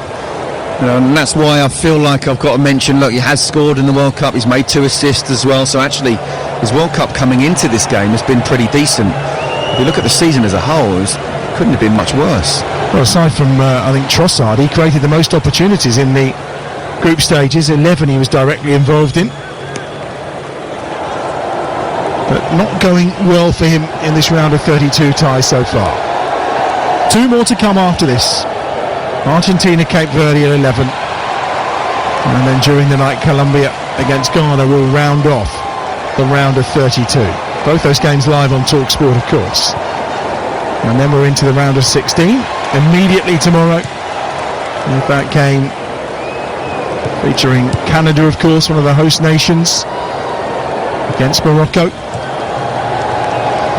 and then Paraguay against France will follow that one up from Philadelphia. Here's Irankunda towards halfway. That's a poor pass out from the back that time, but Shakati now a chance to counter here for Egypt. On the charge, Salah's made the run inside the box. All the ball's driven across. If it was a pass, it wasn't a very inviting pass in the direction of Mo Salah.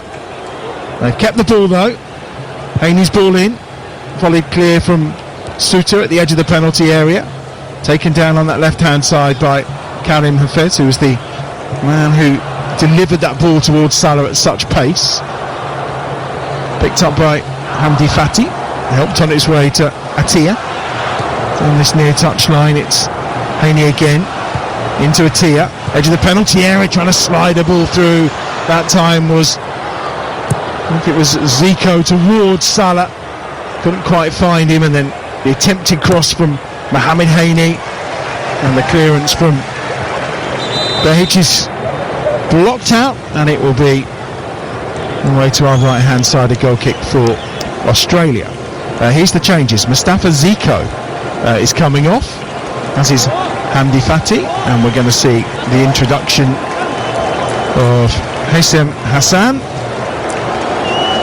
The first players coming on, and also Hossam Abdel Magoud, who is suffering with a slight head injury, but he's on.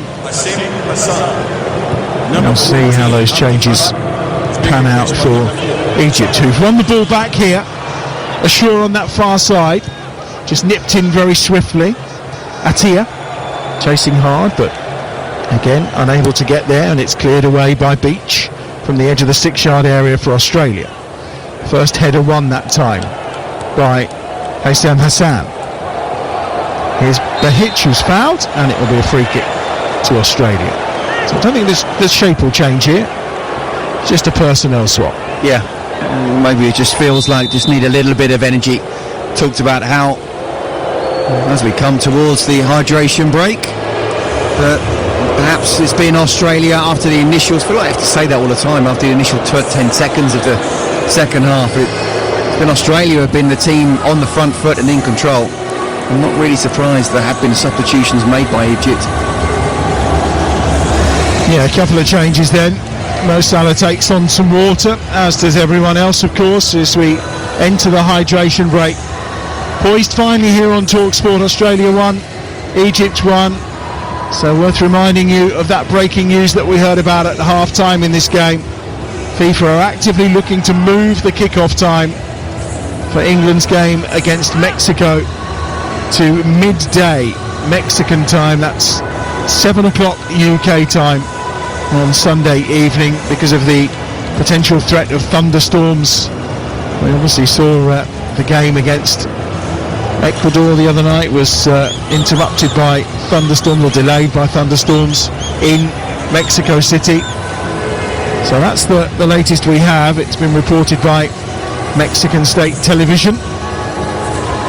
Whether it's mind games or not, who knows? We'll find out in due course. Our team are on it, and we'll keep you posted on that story as it develops. I mean, one thing I would say is I worked a lot on the Club World Cup, and there was a lot of disruption there, and it feels like it's very minimal in this particular World Cup. So whether they've learned from that or tried to foresee anything, obviously they've not moved any games as yet, but still, what about the fans who are flying in on that particular day?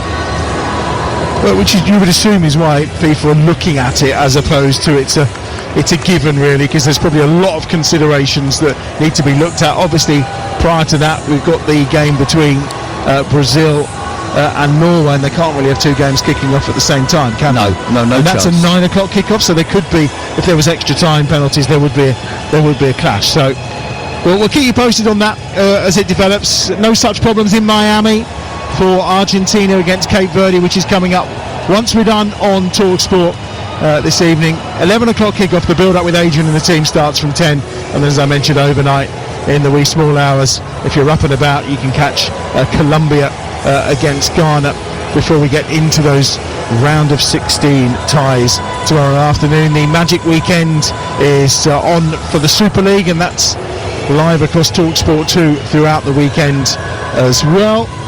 And don't forget, if you weren't listening to breakfast this morning on TalkSport, Andy Goldstein is flying to the States with the rest of Team Drive, as he was happily telling everyone. He didn't mention that. Well, yeah, he also must have missed it. The best bit was when they all suggested meeting up maybe for a cheeky pint before, or in the Costa Coffee, and he's like, well, I'll be in the lounge. What are you talking about? Yeah. I'm glad to see he doesn't like to lord it over people. And then Simon saying small part of him would love England to lose, so that...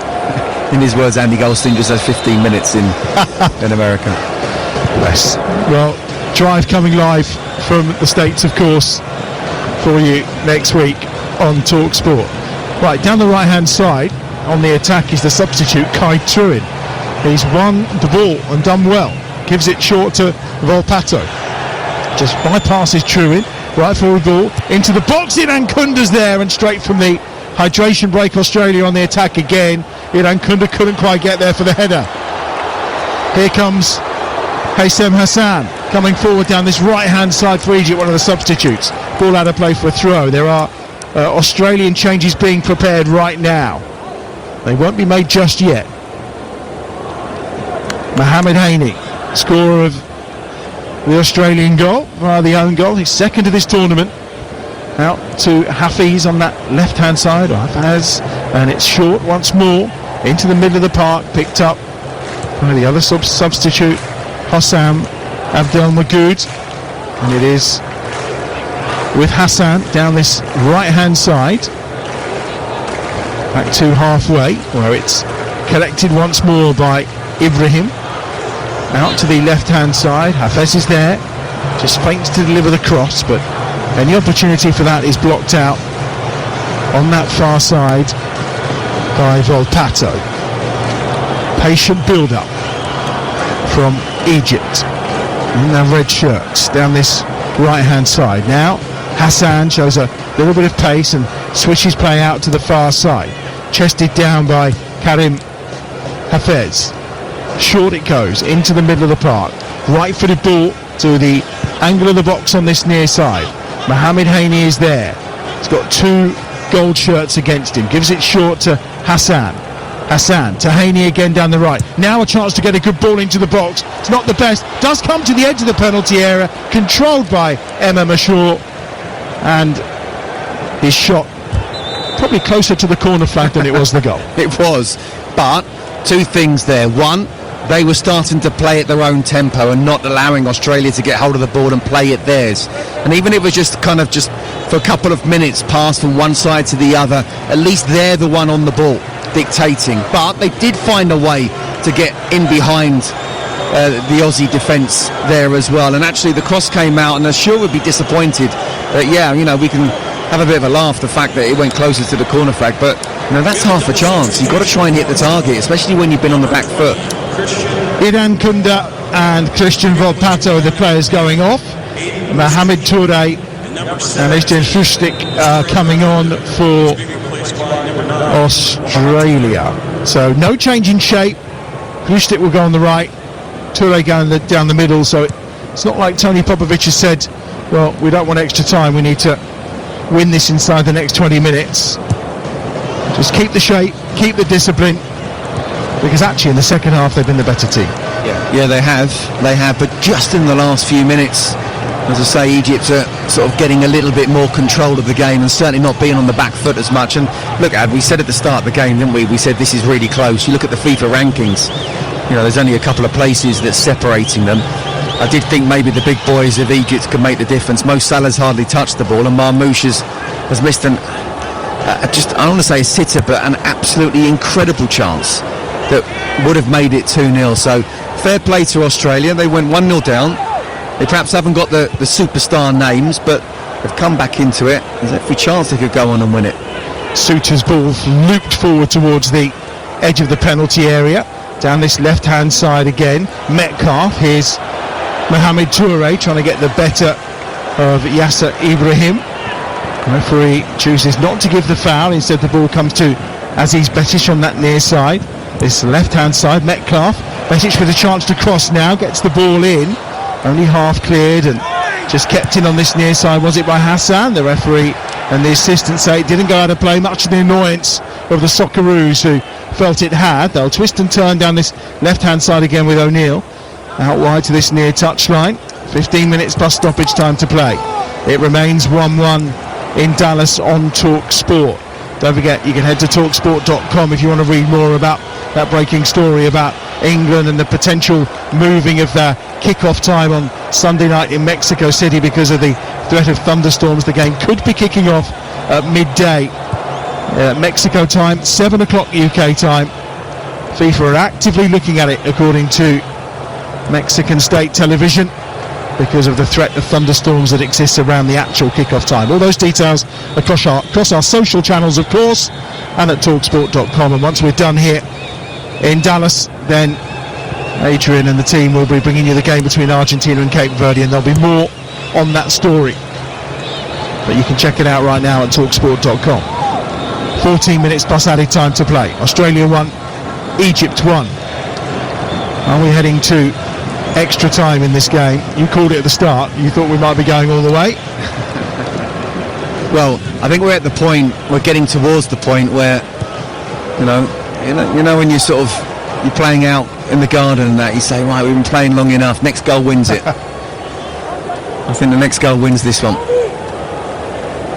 Suter, deep inside his own half, goes to the right-hand side, picks out the right foot of Shakati, and that's going to be kept in just about on that far side by Karim Hafez. Taken down for Australia again, who win possession. Now they burst inside the penalty area, left-footed shot is blocked and cleared away from the edge of the penalty area by Marouane Attia.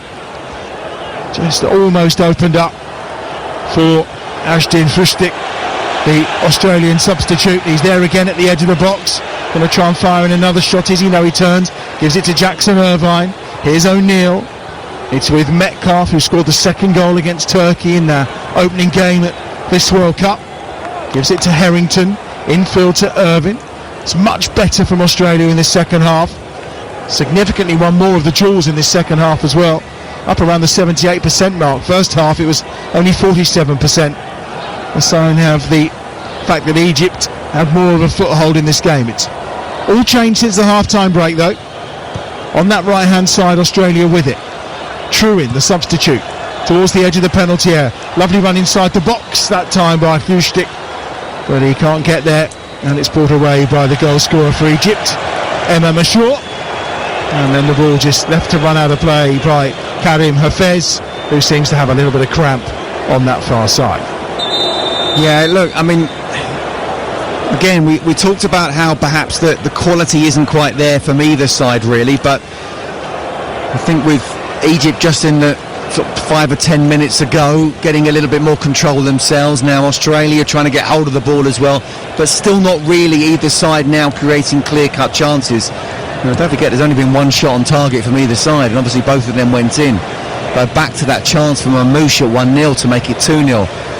It could be match defining, but I just feel we've gone back to a little bit of what the first half was, where it's not as if they're not trying, but they're just being a little bit cagey and they're waiting for something to happen rather than really going for it as a team. Well, I think we're going to see a departure here for Karim Hafez, who just clipped that ball out of play, and he is going off, and he's going to be replaced by Trezeguet, who's going to come on. So that could well be an attacking swap here for Egypt. They'll have to have a bit of a reshuffle. Can't see Trezeguet going on at left back, that's for sure, but the former Villa man does come on and enter the fray with just over 10 minutes plus added time to play in Dallas on TalkSport. Australia won, Egypt won. And just tell a little aside to the story around this potential moving of the England kickoff time. We understand the FA are actually talking to FIFA on the subject, so it's not just Mexican state media kind of causing a kerfuffle. It appears there is some truth in it. Yeah, to be fair, if Mexican state broadcasters say that, I'd go with it. Don't want to argue with them. I wonder what the FA's view on that one is, given that England have obviously stayed in Kansas a little longer as well. We'll be hearing from the England camp a little bit later in the build-up to a game between Argentina and Cape Verde. All eyes on that kick-off time Monday morning, 1 a.m. Prior to that, of course, we've got Brazil against Norway for you as well. Real blockbuster Sunday night, Monday morning of live football on TalkSport. Australia won, Egypt won right now for the chance to play Argentina or Cape Verde in the next round of the World Cup, July the 7th in Atlanta. Another free kick here for Australia, out wide on this left-hand side. Dangerous from set pieces. O'Neill with a floater this time. Suter will try and help it on into the danger zone. Irvine can't get his feet clear. First shot is cleared, ricochets around inside the box and is eventually half cleared. Australia have it again, lifted into the penalty area. Toure goes up to try and win it. Suter arrives with a powerful header and some force, and he's caught an Egypt player on the way. They're furious about it. Rabiot is down, but I think the referee isn't inclined to show Suter a yellow card, which is what Omar Mamouche is begging for. Yeah, he certainly is. I mean, you don't want, no matter who you are, Harry Suter running and making the challenge on you, but he's got to go for it. And the ball's there to be won. Well, I'd also argue here, Rabi's rolling around on the floor holding his front. He actually turned his back, so any contact from Suter was going to be into his back, not his front. Okay, so it's 2-0. Yeah, nothing wrong. Yeah, I don't. And no yellow card. I think the referee's got absolutely spot on. Like they have 99% of the time in the World Cup. To be fair, I would turn my back if Harry Suter was charging at me. In fact, I would run in the opposite direction. So I don't really blame him. Mo Salah has just played a really good pass here to Imam Ashur, and they're away now down that left-hand side. And it's Trezeguet who's on the charge, the substitute. Back to Ashur. Trezeguet again on that far side. Goes into the penalty area, tries to get beyond the defender, still going. There's two defenders there now, and in the end the ball's played off Marmoush and out of play for a goal kick away to our right hand side. Yeah, well, Kai Truin does really well there. He's inside the box, attacker running at him, Trezeguet, and the last thing you want to be able to do is sort of make that challenge, but he's made sure he's got his body there between the ball and Trezeguet as Trezeguet's tried to take him on. I actually felt Trezeguet fouled him there. The foul wasn't given. It's ended up being a goal kick. Fell out with Steven Gerrard, did Trezeguet, during his time at Aston Villa.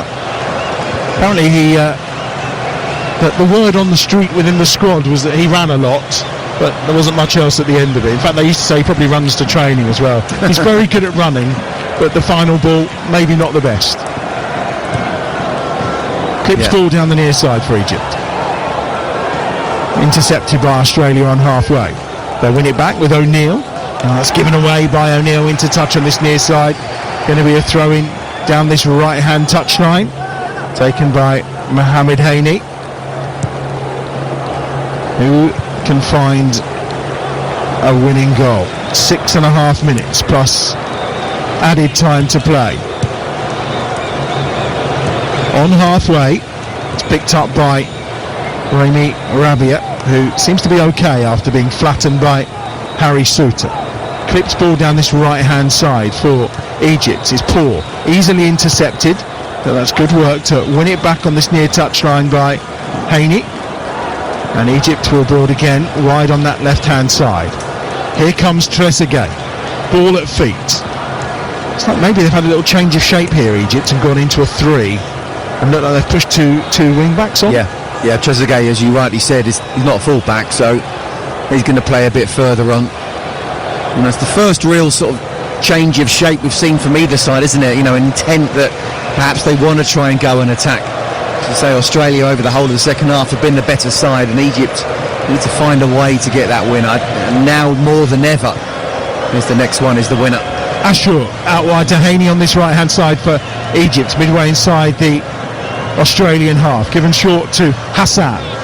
Hassan with the ball at feet, just teasing the hitch here. Gets to the byline, gets a good cross away. It's over the top of Trezeguet, comes down at the edge of the penalty area, and then it's left with a little dummy by Ashur, but wasn't the most convincing of attempts to win the ball back by Australia, and it allows Egypt to come again on the right-hand side. Hassan towards the edge of the penalty area. 5 minutes to go in Dallas. It's Haney, gets the cross over, it's headed away from around the penalty spot, and it had to be headed away by Shakati. It was a decent ball in that time. Here they come again on this near side. Left-footed ball swung towards the back post. Beecham comes and punches, and he needed to. It was a lovely curling ball. There was two Egyptian players coming round the back, and in the end it's a really good intervention by Beach to get it clear. Yeah, it's the first time in a long time we've really seen Egypt get the ball in the box in a dangerous area. And Hassan, I think, has been a really good substitution. He looks direct. He's on the ball again, Hassan. Left-footed ball swung towards the far side. Trezeguet's there and he nods it down, but just into an area in the penalty area that's easily clearable for Truin. And now the break is on. Jackson Irvine, here they come, looking to counter quickly. Australia down that right-hand touchline. Mohamed Touré's in the middle. They're on the attack inside the penalty area, and the shot comes in that time by Kluštik. Still keeps the ball after it's only half cleared for Egypt.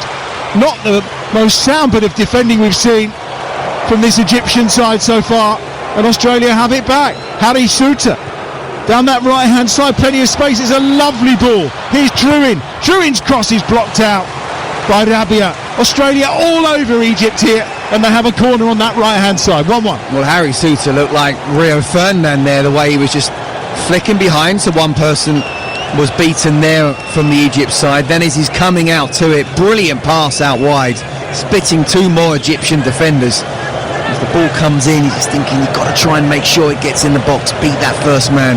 But at least they've got a corner now. And again, with what, 3 minutes plus injury time? Could this be the moment? Flustik, it's a set piece again for Australia. It's where they've caused so many problems for this Egyptian defence. And for Mustafa Shabir in the Egyptian goal.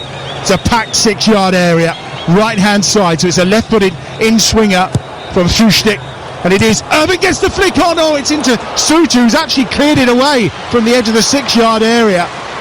Sliding challenge from Trezeguet. Australia keep the ball, left-footed ball, swung into the danger zone. Keeper comes out and punches with both hands, and he gets it away onto this near side, and then there's a silly foul by O'Neill, and it's a free kick to Egypt midway inside their own half. So frustrating. The manager must be so frustrated when you're on top and then you give away a silly foul like that.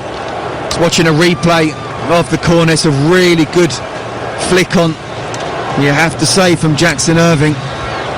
And yeah, Harry Suter, it's just kind of come at him. He's not been able to move his body at all, so in the end he's bent down to try and flick it on. He's not been able to bend down enough, and he's ended up making a good headed clearance for Egypt. But yeah, it looks like it. Australia, despite the attacking substitution from Egypt, Australia may well nick it at the end. 2 minutes to go, plus stoppage time. That's a sloppy fall from Hassan. He's literally thrown himself to the ground, demanding a free kick for Egypt in the Australian left back position. There's literally no contact at all from Behic. Yeah, I mean, look, what I would say is that I like how Hassan has come on, and he's been one of the few Egyptian players that actually is wanting to try and run with the ball, try and be direct. I mean, I include Mo Salah in this when he has the ball. It's just kind of pass, but at least Hassan's come on and tried to do something there. But no, you have to say Behic just had him there. Formerly of Villarreal, currently playing his football in Real Oviedo. We're about to go into the final minute of the 90 in Dallas. One apiece here. Argentina, Cape Verde coming up. It's an 11 o'clock kickoff for you from Miami. And then the build up to that. And once we're done here, we'll get the very latest on the potential move of that England game to midday Mexico time, 7 o'clock UK time on Sunday evening. That's the breaking news that FIFA and the FA, and of course the Mexican FA, I'm sure, are in conversations due to the potential thunderstorms expected around Mexico City later in the day.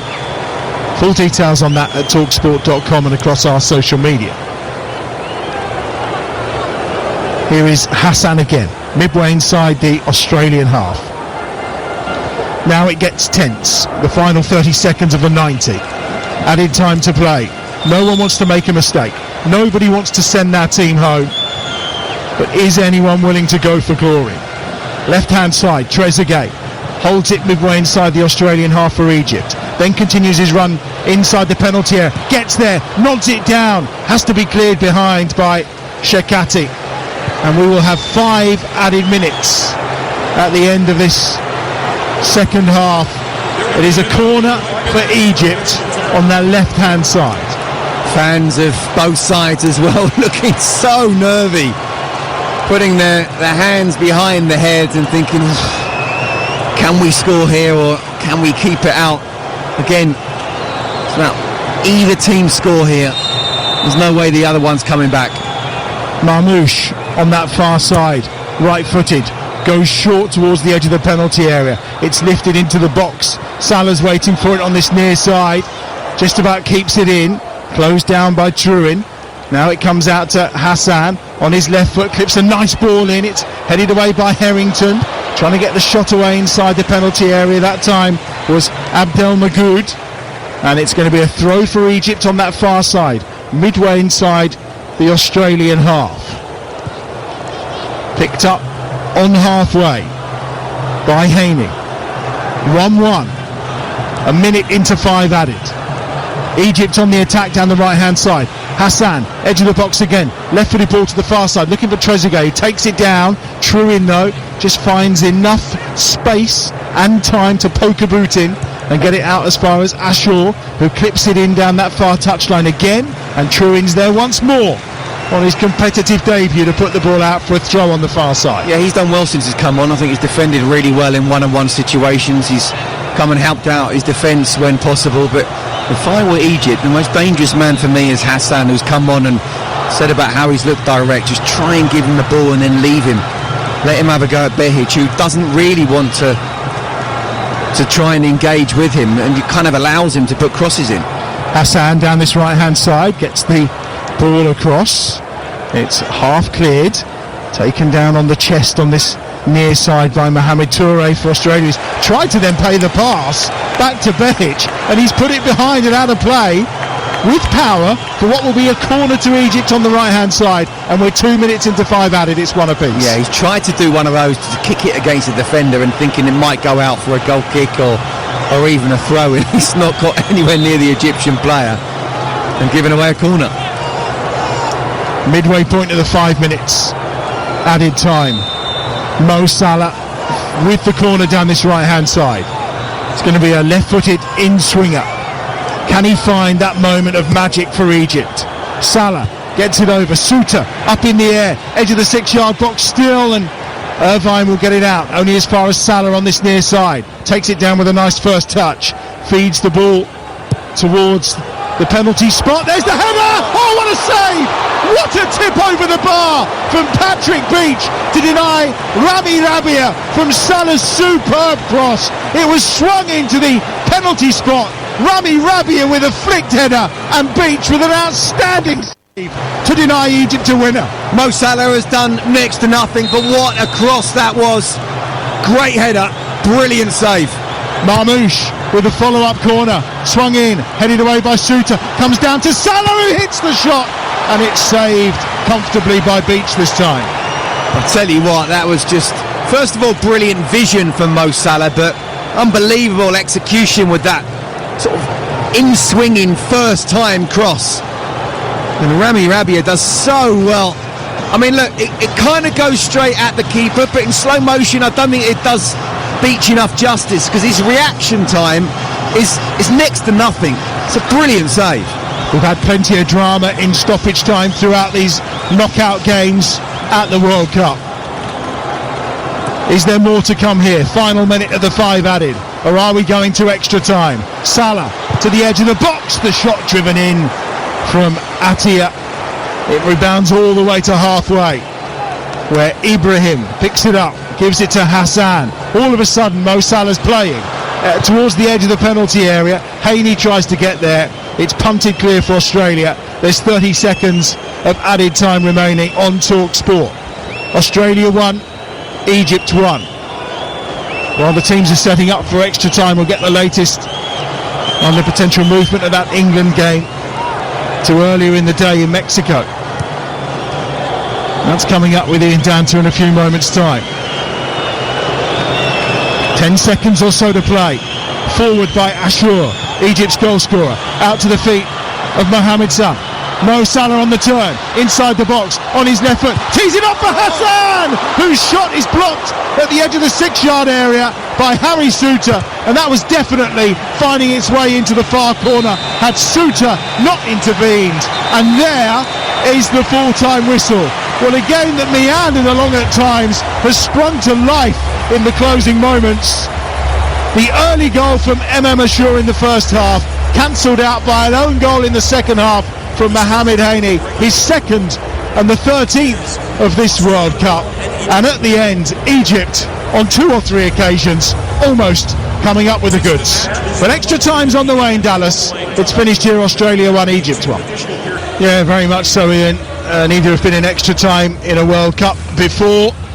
They've had dalliances recently. You have to go back to 2023 for Australia's last extra time. That was in Qatar when they lost to South Korea in the quarterfinals at the Asian Cup. And for Egypt, well, extra time at the African Cup of Nations in January. They beat Benin in the round of 16. Ibrahim and Salah in extra time with the goals.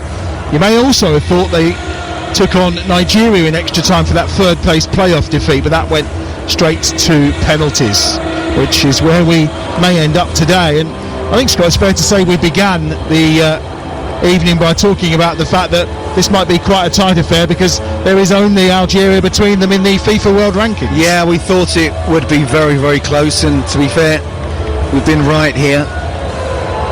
And again, I suppose we've been a little bit spoiled by a lot of these games in the last 32 that have been, full of great effort, late goals, quality in the final third. I think we've been lacking that. But look, the endeavour's been there for sure, and well done to Australia for coming back after being 1-0 down. And again, I've just got to mention it almost every time we talk about the scoreline. Omar Mamou should be kicking himself for that miss right 10 seconds into the second half. He certainly will. We are off and running in the first period of extra time in Dallas, and the first free kick is going Australia's way, who are kicking from left to right in these opening 15 minutes. There have been a couple of changes at half-time. Mabil has come on to replace Metcalf, and Paul Ocon-Engstler has gone into the midfield in place of Aidan O'Neill. His dad, Paul Ocon, remember, played for Leeds, Lazio, and he's one of the assistant coaches for Australia. I think a yellow card has just been brandished in the direction of the Egyptian dugout. May have been Hossam Hassan that's been shown the yellow card, frustrated that Australia have been given this free kick midway inside Egyptian territory, because we've seen just how dangerous both teams actually can be from set pieces. Rushdik is over it, as is Mabil, one of those two about to launch this into the Egyptian penalty area. Mabil has just come on his first touch, and it's headed away inside the area by Ibrahim, up in the air by Trezeguet, who's playing at left wing back on this near side. Jackson Irvine knocks it down into the path of Mabil again. Little flick, Mabil on the charge down this right hand side, still going, gets it inside the penalty area, chasing after it was Rushdik, but across comes Rami Rabia, who was denied by Beach right at the end of added time in this game. What would have surely been the winner for Egypt. Here's Mohamed Haney down that right hand side into Hassan. Hassan on halfway, left-footed ball clipped out wide to this left-hand side. Trezeguet's done really well. Can he get the better this time of Truid? He doesn't even try to. He just feeds it back to Ashur. Ashur down this near touchline. Trezeguet onto his right foot, goes back out towards the centre circle, where it's picked up by Abdul Magoud. Abdul Magoud then to Salah on that far side. Mo Salah with 28 touches in total during the game. Only a few more actually towards the end of the half. Much better in the second half, I think it's fair to say. Here's Hassan towards the edge of the box, gets it into the penalty area, and there's the shot from Salah firing over. There was the knockdown from Marmoush. Salah on the angle on the right hand side just fires over the bar. Yeah, I mean, he was much better in the last 10-15 minutes of the second half, but that's a really good opportunity. Again, I like Hassan. He's come off the bench, he's been direct, he's been quite happy to go either outside or if he's allowed to go inside, he puts crosses in, and there's been a poor header. It's come down to Mo Salah, and he probably does have to take it first time, and it is on his right foot, but again, got to hit the target from there. Beach with a long clearance for Australia, finds the head of Rami Rabia, as he has so many times in this game. It's scooped forward down this right hand side by Shekati, chases on by Mohamed Touré of Norwich. He's committed the foul there on Emma Mashur. Don't know what he's frustrated about. It was a fairly blatant one from Touré. Well, it's just what Ashur was wanting as well. You know, he's in almost getting towards his corner flag. Don't foul, see if you can win the ball back, but even if you can't, he's probably just going to kick it out. So why are you relieving the pressure for them? 10 goals in 12 appearances for Touré for Norwich last season. Born in a refugee camp before his family made their way to Australia. Here's Trezeguet for Egypt. Harrington, who's been very comfortable on the left of that back three, nods it down, but gives it straight back to Egypt, to Marmoush, who tries to feed it through, but it ricochets nicely for Beach, who will gather that at the edge of the 6-yard area away to our left-hand side. 4 minutes into the first period of extra time.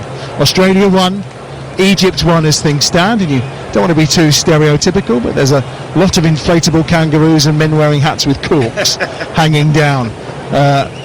I'm going to say they're not genuine corks. They look like a very cheap kind of tacky stuff you might be able to buy if you were to visit America, maybe as an Australian fan, who knows. You're just the messenger, Adam. I am. They don't look like genuine Australian hats and corks, let's put it that way. 5 minutes into this first period of extra time. Egypt have it on halfway. They've started quite brightly in this extra period, and they have it with Haysem Hassan. He's dancing his way forward down that far side where he finds Mohamed Haini. Got the ball back at his feet as Hassan goes back towards halfway. Ball is pinged forward towards the edge of the Australian penalty area, given away to Trezeguet. Chested down there by Marmouche. Trezeguet fights hard with Mobile on this near side to try and win it back. It's with Jackson Irvine, who's putting in a good shift for Australia. There's Toure on halfway, but the referee actually says we're going to pull it back to the foul on Jackson Irvine instead. Yeah, I mean, you're right. I think Egypt have started the better slightly, but again, not really created too many chances apart from that one Mo Salah that's fallen on his right foot. And you know, again, it's a brilliant chance for Mamouche to start the second half. It's a half a chance for Mo Salah. Just wonder whether if he's thinking he's on his right foot, maybe he's uncomfortable with that, take a touch, and then you might have to take a defender on, but you're inside the box. Vintage Mo Salah would have found a way to at least hit the target, if not scored a goal. Harry Suter driving it forward for Australia on the far side. Behich has possession, looks to come infield, breaks to Ocon Engstler. He will go back towards his own goalkeeper for a moment, but then he just lovely touch of skill to get away from Yasser Ibrahim. Plays it down that left-hand side. Toure inside the box. Toure with the ball at feet.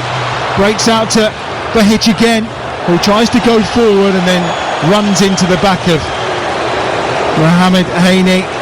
Claims he was fouled. Referee's not interested, and it's no surprise.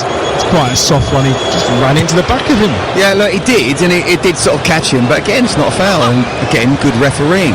Just when Toure got the ball in the box, you could see that Aouar Mobile had really sprinted in there, and if he was able to get his head up and try to dink it to the far post, then he might have had an opportunity of either heading or volleying that in Mobile, but in the end, Toure just kind of tried to do something himself and was outnumbered by the Egyptian defence. Rabia out wide to this left-hand side. Attia is there. They have it on halfway, Egypt. Desperately trying to find a way through this stubborn Australian defence. Clean sheet against Turkey, clean sheet against Paraguay. Did concede twice against the USA. It's with Attia again on this near side. Just a lack of options and a good press from Mobile.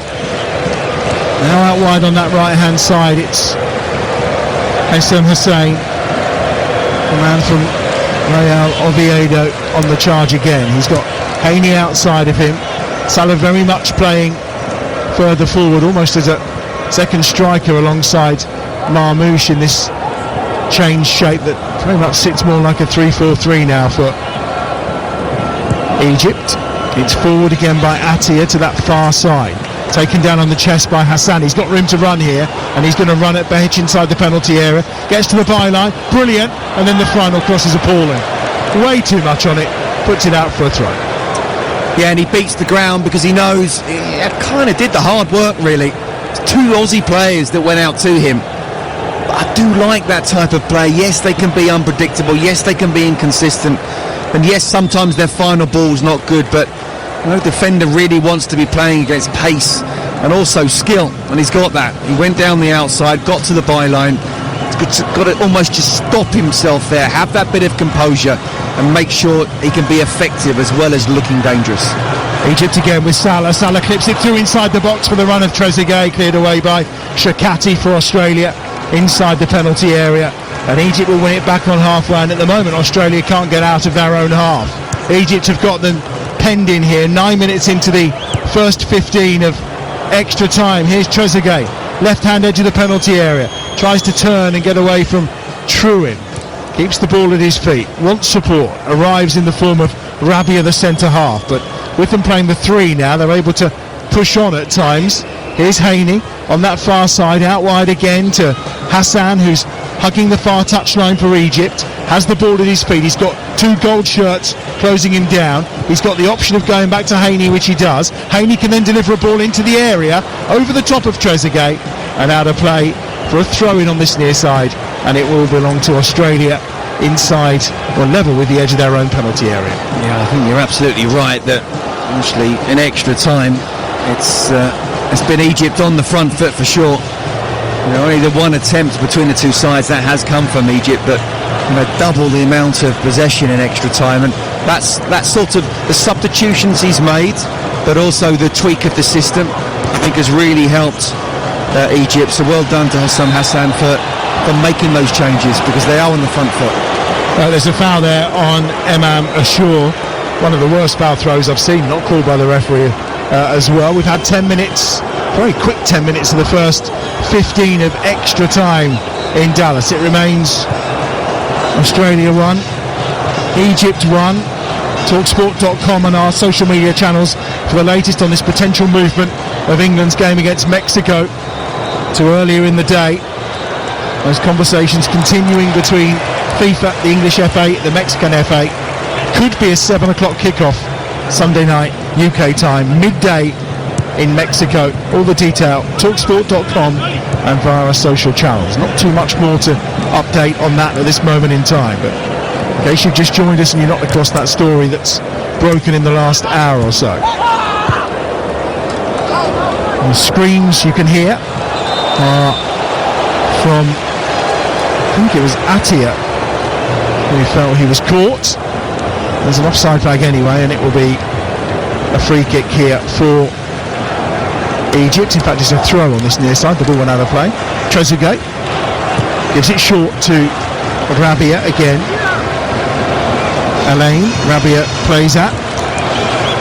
Made his debut 14 years ago in an Egyptian shirt, but it's only his 51st cap tonight because of that long spell when he was out in the cold. Atia forward down the left-hand side to Trezeguet.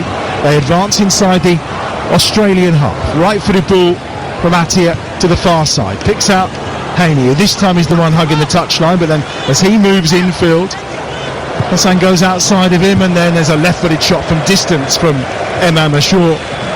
And again, not quite closer to the corner flag this time, a little bit closer to the goal, but nowhere near troubling Beach in goal. Yeah, I think we played for 5 hours and maybe 15 shots later he might get towards goal. But again, they are playing well, but don't sort of just lose a little bit of composure by trying to have a shot on your left foot 30 yards out. It's not going to happen. You've got to try and work the way to try and get into that final third, whether it's getting the ball wide and getting the crosses in, and whether when you do get the ball wide, is it cut the ball back or dink it to the far post, or just trying to play those little through balls through as well. But don't just shoot from 30 yards on your wrong foot. We're off to Miami once we're done here. Argentina against Cape Verde.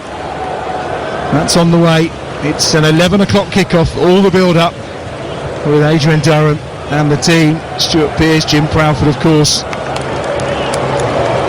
Now down this right-hand side, here come Australia. We've still got time to be done here. Well, take you back to the start of the night, talking about all those 80s American soap operas. They love the cliffhanger. Wonder what kind of cliffhanger we're going to get here tonight. Not quite as exciting as Who Shot JR, but nonetheless. No. We've got to wake up in a shower, are we? Well, hopefully not the pair of us, no. Here's Ashur out wide to this left-hand side. It's Atia up this near touchline, finds Trezeguet for Egypt. They're back inside their own half because it's a fairly decent press this time, as 3 or 4 Australian shirts just push on to this Egyptian back line, and it pays off. And then there's a foul, and that's going to be a yellow card for Hassan. No surprise. And Aziz Behich a little bit frustrated, little tug of the shirt, And that actually paid dividends, that press there from Australia. Yeah, I mean, I've actually been disappointed with Australia in extra time. Not a shot on or off target, 34% possession. I've kind of just sat back. They've been on the back foot, and fair play to Egypt for trying to be on the front foot. Talked about how not just the substitutes but the change of system has worked for them. I just feel like it's 15 minutes away. It's not a lottery penalties, but it is. You do need a little bit of luck. Why not try and be as proactive, control the controllables as much as possible? And if you got a chance to press, do it just like they did there. Now there's a decent opportunity to get the ball in the box. Another chance for the set-piece specialists of Australia. Looking on this near side to find Shakati, who was making his way down this near side of the penalty area. And the referee, I think, is going to say that's it for the first 15 minutes. We're not even having any added time at the end of the first half of extra time. So we're 15 minutes away from a penalty shootout in Dallas between Australia and Egypt. It remains locked at 1 apiece. Change coming for Egypt as well, and we're going to see Marmoush withdrawn, and it's going to be Hamza Abdelkarim, the youngster, 18-year-old, who's coming on, youngest ever Egyptian to play at a World Cup, man who names Neymar and Zlatan as his two heroes.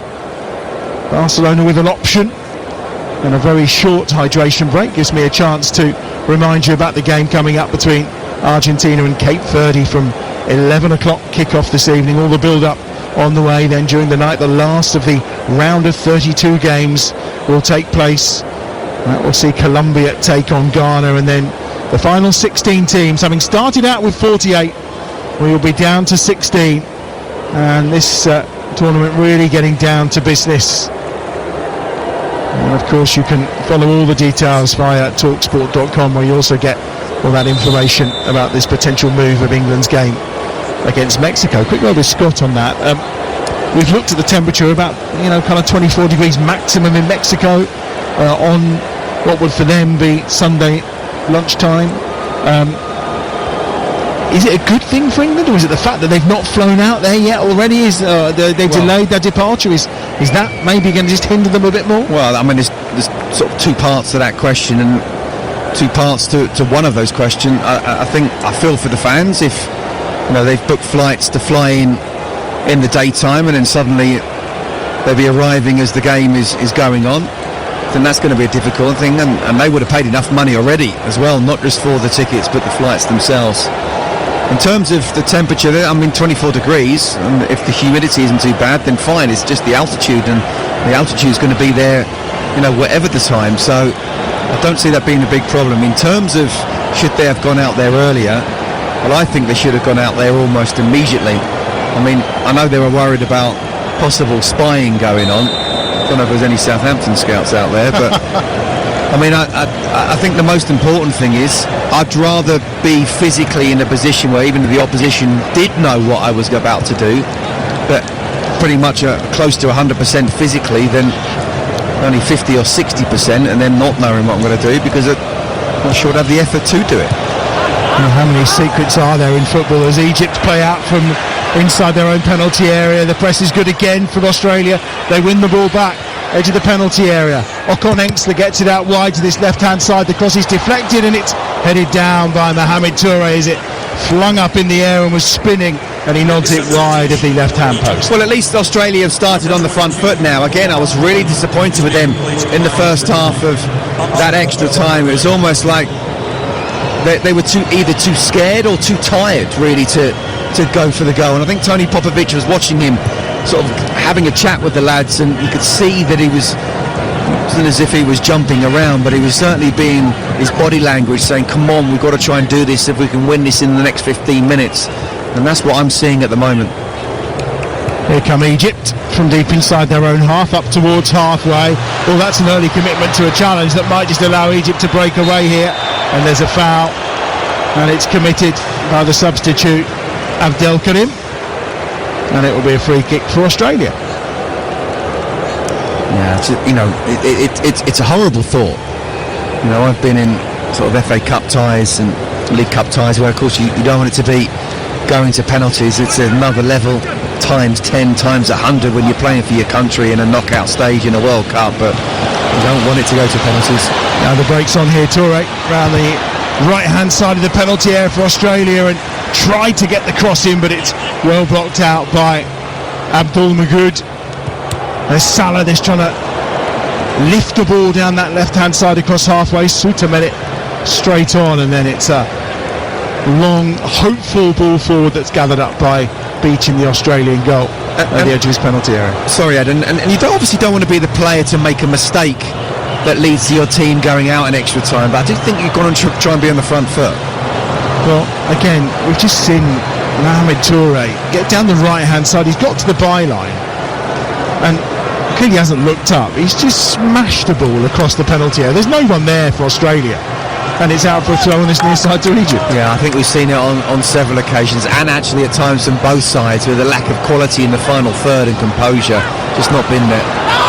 Well, the winner of this will play the winner of Argentina against Cape Verde in the round of 16. There's a foul on Salah inside the centre circle. Be a free kick for Egypt, 4 or 5 yards inside the Australian half. And both teams looking quite tired, I think it's fair to say at this point. I think it was Shakati that just pulled Salah down. He's looking a little weary. Here's Hassan down this right-hand side towards the edge of the Australian penalty area. Right-footed shot is low. Oh, it almost caught Beach out that time when it came in from Attia. But in the end, it's saved by Beach. Yeah, it did look like he was caught him out. I think there was a deflection there, and there was, of Harry Souttar. So he's going one way, he's having to stop himself, and then it looks like, you know, his legs are quite wide open, but he's caught it before he's gone through them. Big sprint down this left-hand side for Beach. Does well. Chance to deliver into the box. Instead he goes short towards the edge of the penalty area. Helped in its way by Rustic. And an attempt to try and get the challenge in. And the referee says the ball was rolling. I think Egypt tried to take that far too quickly there. Well, I think Lucas Harrington has taken one from the team now. I'm not actually sure he really needed to. As the ball went up to Mo Salah, he's brought it down and Harrington's all over him, giving away the free kick, but it has allowed, I suppose, the Aussies to get back into position. 4.5 minutes of the second period of extra time played on TalkSport. Australia 1, Egypt 1. Are we heading to a penalty shootout? Yet another one. Germany dispatched via penalties. The Netherlands dispatched via penalties. One of these two may well be heading that way unless we can find a bit of magic in the next 10 minutes or so. Referee just halts play for a moment. He's okay. I think maybe VAR were having a quick check on something inside the penalty area, but allows Haney to take it short to Attia. Back now with Ibrahim. Crossed by Hossam Abdel Magood. It's back with Abdel Magood again. Up towards halfway.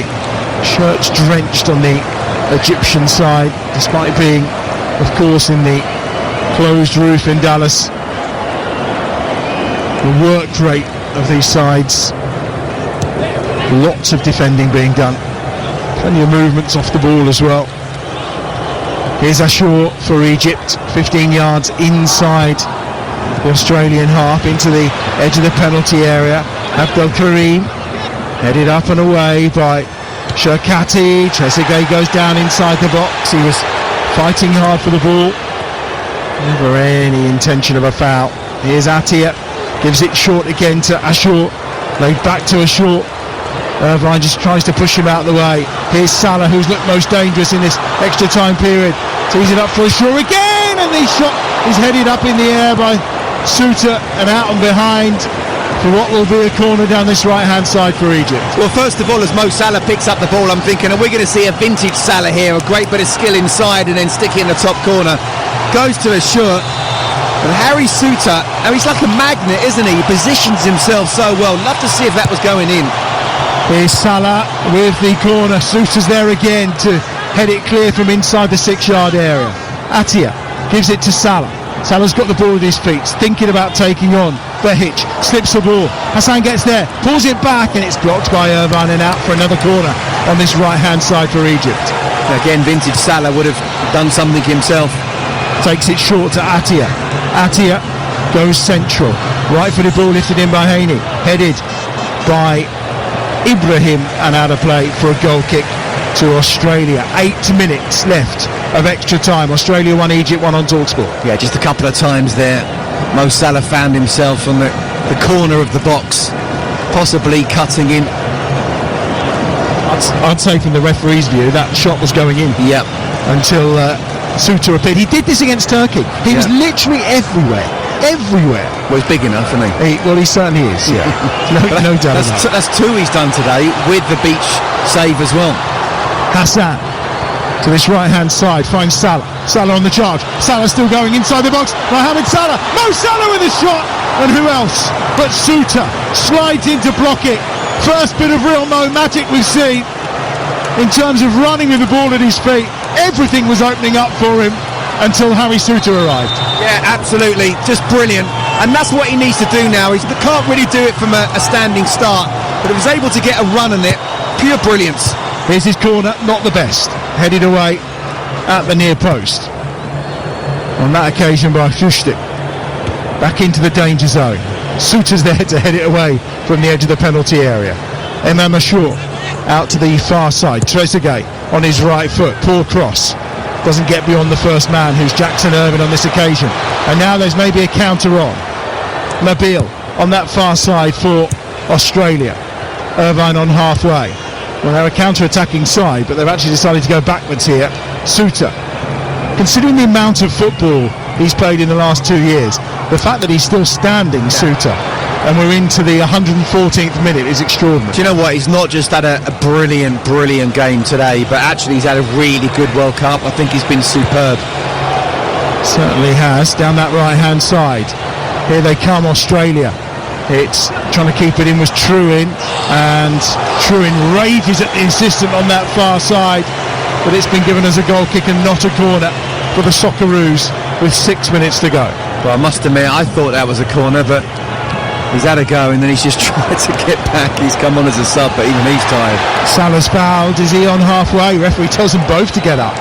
No foul. Ocon Ensler tries to slip a ball through, trying to chase after it. That time was Mobile.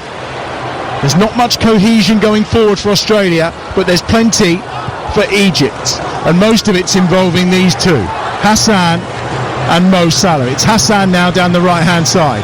Hassan into the box. Salah's there. Hassan to the byline, tries to get the crossover, and this time Lucas Harrington with a challenge to concede the corner. Well, I'll tell you what, if it had a number 10 in his back, you'd be saying that it's Mo Salah at his absolute brilliant best. The way he just runs at pace with his left foot, defenders don't want to make the tackle. But I've got to say, Lucas Harrington, 18 years of age, that was a wonder tackle with just minutes to go ahead of penalties. Again, I've been saying this since the 75th minute. Now we're in the 115th. Next goal wins it. Here's a chance for Attia out to Salah. Salah left-footed ball in. This one's dinked in low. Cleared away by Irvine. Back to Salah at the edge of the penalty area. Tries to clip it forward in that familiar fashion with that left foot of his. Just a quick word on Hassan. It's only his 5th cap and his competitive debut, of course, in this World Cup. Right-footed ball in, and it fades everyone. In there was Abdel Karim and also Rabia, but it'll be a throw to Australia on the far side, level with our own penalty area. Yeah, look, unless something dramatic happens, I think I know where my man of the match is going to be, but I actually would put Hassan right up there, and I don't like to do it to substitutes, because, you know, it's about the whole game. But I think he's made a real difference going forward. It's almost like he's a young Mo Salah. I've got to be careful, not trying to compare that he's going to be as brilliant as him, but that sort of inverted right winger with his left foot, with pace, getting the balls in and looking dangerous. He's certainly done that for Egypt today since he's come on the pitch. He made his debut in March against Saudi Arabia. World Cup debut today. Now a chance maybe for Nabil at the edge of the penalty area for Australia. He's won a free kick about a yard or so outside the box, just on the left hand edge. 3.5 minutes to go. Mobile wins that free kick. It's a scything challenge from Haney. No arguments, but what a chance here for Australia. Do you know what it is? It's a tired challenge. It's a challenge where someone's come on and he's really quick, and then he's just looked to go one way, has gone the other, and you're so tired you can't just stop, so you dangle a leg and you catch him. But yeah, this is a wonderful opportunity for the Aussies now. Ushtik, Mobile are over it. Souta's been in Hazid Say as captain. It's literally 3 or 4 yards outside the penalty area. Not quite on the left edge. It's probably about 5 yards in. There's a 3-man Egyptian wall. We have 3 minutes of extra time to play. You're listening to Talk Sport. Australia 1, Egypt 1. Mobile is going to hit it. Right footed, and it's blocked by the outstretched boot of Ashour. Never got beyond the wall, and it'll be a throw on this near side for Australia. Yeah, disappointing in the end. I don't think it would have gone in, even if it had gone past Emma Ashour, who just literally stuck his leg out. When we talk about Harry Souttar being a magnet, it was almost a magnet to his foot there. Argentina, Cape Verde to come. Plus more on that potential move for the England game. Here's the throw into the penalty area. Souttar is penalised, and Egypt look to take it quickly, and they might try and catch Australia on the counter here. Salah's ball, and will it get pulled back by the referee? Because after Salah played that ball, his shirt was pulled, and the referee didn't pull play back. It's going to be a throw on this near side for Australia. We are going to see a substitution, and Beach is going off, and Matthew Ryan is coming on. Australia are changing their goalkeeper with 2 minutes remaining before the penalty shootout. Quite extraordinary, and why it's extraordinary as well, in 2022 when they had a penalty shootout against Peru in a World Cup playoff, they substituted Ryan for Andrew Redmayne to make the saves. Now it's the other way round. Ryan's coming on in anticipation of this penalty shootout. Scott Minto, what do you make of that? I look, unless he's in training, he's saving absolutely everything. I think it's such a risk. I mean, Patrick Beach has had a good game. He's made some really good saves. He's used to the tempo of the game, which might sound strange if you're a goalkeeper, but it's not. You're used to the atmosphere and the ball as well. You are. Ryan gets his 105th cap after all. There will be another free kick here for Australia. We're into the final 30 seconds, and it's another foul, this time for Yasser Ibrahim, and it's a bit of a nasty one as well. That is a nasty one. I mean, it's definite yellow, and that's the one that's been given. I'm sure thoughts would have been given about possibly a red, because it's literally about 6 inches above the ground, just completely showing the studs. And it's caught Toure. Certainly really full on. So now, listen, whoever's going to take the penalties, make the subs as much as possible. Well, I think they're starting now for Egypt in particular as well, because they are making a change too, and we are seeing the introduction into the field of Sabah, Mahmoud Sabah, and he's going to come on in place of Marwan Atiyah. There will be a minimum of 1 minute. We are going to get one added minute before we get into a potential penalty shootout. Australia have a free kick though. It's in line with the edge of the penalty area. It's probably about 30 yards out from goal on this left-hand side. You feel this is the final chance in extra time for either side to win this game. Mobile's over it. Ushtik is over it as well.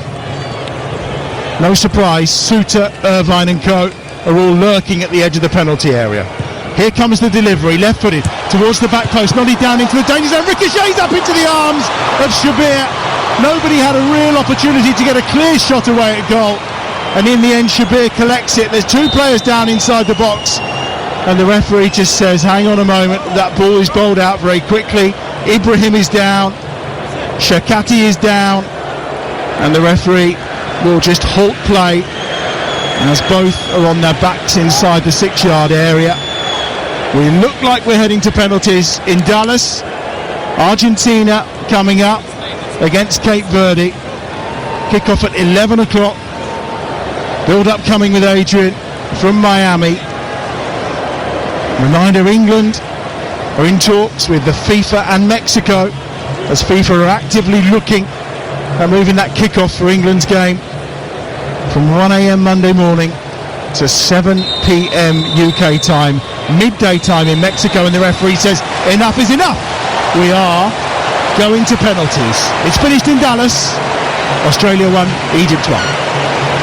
Well, the irony in the fact that Matt Ryan was subbed off in that previous penalty shootout against Peru back in 2022 for Andrew Redmayne can't be underestimated. That was their last penalty shootout. In fact, they won it 5-4, Australia, that day. We mentioned earlier that third and fourth place playoff in AFCON against Nigeria. Well, Egypt lost that one 4-2. Salah and Marmoush missed the first two penalties in the shootout that day. And worth noting as well that the man who's going to try and save the goals for Egypt, Mustafa Shabir, he became the second Egyptian to save a penalty in the World Cup earlier on, of course, in their campaign. Matt Ryan hasn't actually touched a ball yet. He just asked for one as the toss was taking place, which he was eventually given. He was busy. Mustafa Shabir just went and sat in the dugout, had a protein bar, and just gathered his thoughts. While, funnily enough, the Egyptians were watching penalties taken by the likes of Jude Bellingham, which I thought was quite bizarre. Maybe for some positivity, who knows? Harry Souttar, what a surprise. He's going to step up first for Australia. Well, they say the first and the fourth are probably the most important ones, and what a guy to step up. You can see the nerves in his face, but he's been an absolute colossus. The 38th penalty shootout in World Cup history, third of this tournament. Australia will take first. The advantage of taking first seems to have been diminished in recent times. It's favoured those that were taking second. Here's Souttar. Oh, he's put it over. He's put it miles over. He's done nothing wrong all night. The keeper went the wrong way, but the ball went flying, probably out of Dallas and as far as Houston. Oh dear, what a performance. For the record, he is my man of the match, or certainly was the man of the match. I'm not going to change it just because of that. But yeah, it's so difficult when you're standing there. I mean, he's big enough himself, but the keeper's suddenly that big. The goals look small. You're thinking, I can't just put it to one side. I've got to put it, even if he goes to that side, he can't save it. And in the end, the high tariff, it's over. Mahmoud Sabah, who came on, Sabah has actually not had a touch of the ball either. He will take the first penalty for Egypt to give them the advantage in the shootout. Both of these players subbed on at the end of the game. Matt Ryan in goal for Australia, Sabah for Egypt. He's already scored a goal in this World Cup, of course. What can he do from 12 yards in the shootout? Ryan goes the right way, but it's high into the top corner, and Egypt score their first and have the advantage. Good pen. Actually, if it had looked up a little bit earlier, it'd have seen Matt Ryan go to that side, but I don't mind that at all. You pick your side and you go for it, and you hit it with pace and power. And even though Matt Ryan went that way, he couldn't save it. Advantage Egypt, but still a long, long way to go. The experienced Jackson Irvine steps forward. His 11th World Cup appearance. He was a substitute in 2018. Played every minute of 2022. 86th cap tonight. He's got 14 goals to his name. Can he score from the spot in the shootout? He can. Calmly places it. Keeper goes to the right. Irvine goes to the left. And Australia are on the board. Well, he went for the same type of penalty that Harry Souttar did, but he kept it down below the crossbar. And again, I'm not sure that if Shabir had gone the right way, he would have saved it. Good pen. Rami Rabia, who's been everywhere tonight for Egypt, will step forward to take the next penalty for Egypt. You're listening to Talk Sport. It's a shootout in Dallas. It is better drama than Who Shot JR. We didn't know it would be, but it has turned out that way. Australia missed their first. Egypt scored their first. Australia scored their second. So it's one apiece, but Egypt firmly have the advantage as things stand after Harry Souttar's miss. Matt Ryan touches the right-hand post, positions himself in the middle of the goal, all in purple, tries to make himself big. Rabia steps up, stutters, and then drills it into the bottom corner. Ryan doesn't even attempt to make a dive away to his left-hand side. The ball went the opposite way, and Egypt lead 2-1. Yeah, he's trying to get there just as they're hitting the ball. And look, he's gone to the left and he realises it's not even a full dive because it's gone the other way. It's one of those, honestly, if the keeper goes the other way, you say that's a really bad penalty, but he doesn't. So therefore, it's a good penalty. We talk about penalty 8 is the one most likely to be missed. We haven't quite got there yet. As here comes another substitute, Mabil for Australia. Born in Kenya, scored a goal on his debut in 2018. Third World Cup appearance tonight. Can he pull Australia level here? Or can Mustafa Shabir guess the right way? It's going to be right-footed. Takes a couple of paces and then he just rolls it just left of centre. Shabir went the other way. It's another one for Australia. It's 2-2 with Egypt to take their third next. Yeah, listen, again, it's one of those where he's kind of waited and waited, but once he's about to strike it, if Shabir had just sort of stood there a little bit longer, he might well have been able to save that. Mohamed Salah, the great Mohamed Salah, steps forward. Cap 120. Debut back in 2011. Missed a penalty against Nigeria at AFCON.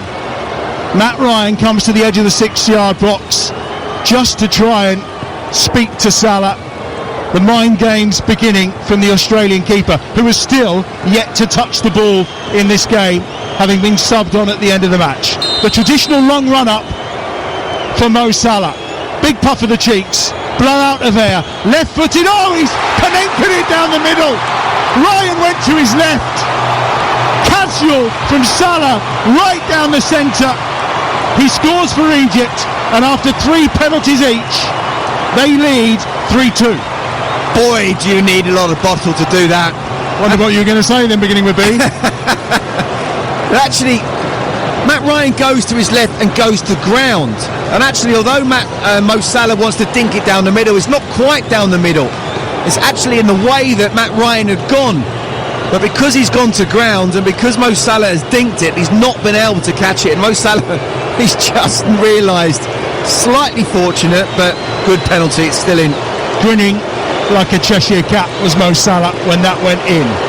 Australia's 4th penalty falls to 18-year-old Lucas Harrington. He only made his debut in March. Up against Shabir in the Egyptian goal. Right-footed, he's hit the crossbar! The young centre-half hits the crossbar. It's a second miss for Australia. And it means Egypt only need to score one more and they're into the round of 16. The 2 centre-halves have missed. The 18-year-old is crestfallen, and you can understand why. Well, I said at the start, didn't I, about the 1st and the 4th seem to be the most important. Remember Stuart Pearce talking about it. I've done a lot of research on it, and for your 2 centre-halves to be the 1st and the 4th, and one of them being the 18-year-olds, I found that really surprising as it was walking up. Hossam Abdelmagoud is going to take the 4th penalty for Egypt. If he scores, Egypt win. He plays for Zamalek. He scored 6 goals in the domestic season. 3 of them were from the penalty spot. He's a penalty expert. Abdelmagoud with a chance to win Egypt their first ever knockout game at a World Cup. He could send the African side into the round of 16 for the very first time. It's a long run-up. It's going to be right-footed from Abdelmagoud. Can Ryan get anywhere near? He trots in, right-footed, sends the keeper the wrong way. Abdel Magoud's the hero. The Pharaohs reign supreme in Dallas. Egypt are into the round of 16. Mo Salah's World Cup dream continues. The 7-time African champions have never won a knockout game at a World Cup. But in Dallas, it's Egypt's day from the penalty spot. Australia are heading home back down under. The Egyptians are heading to Atlanta to take on Argentina or Cape Verde.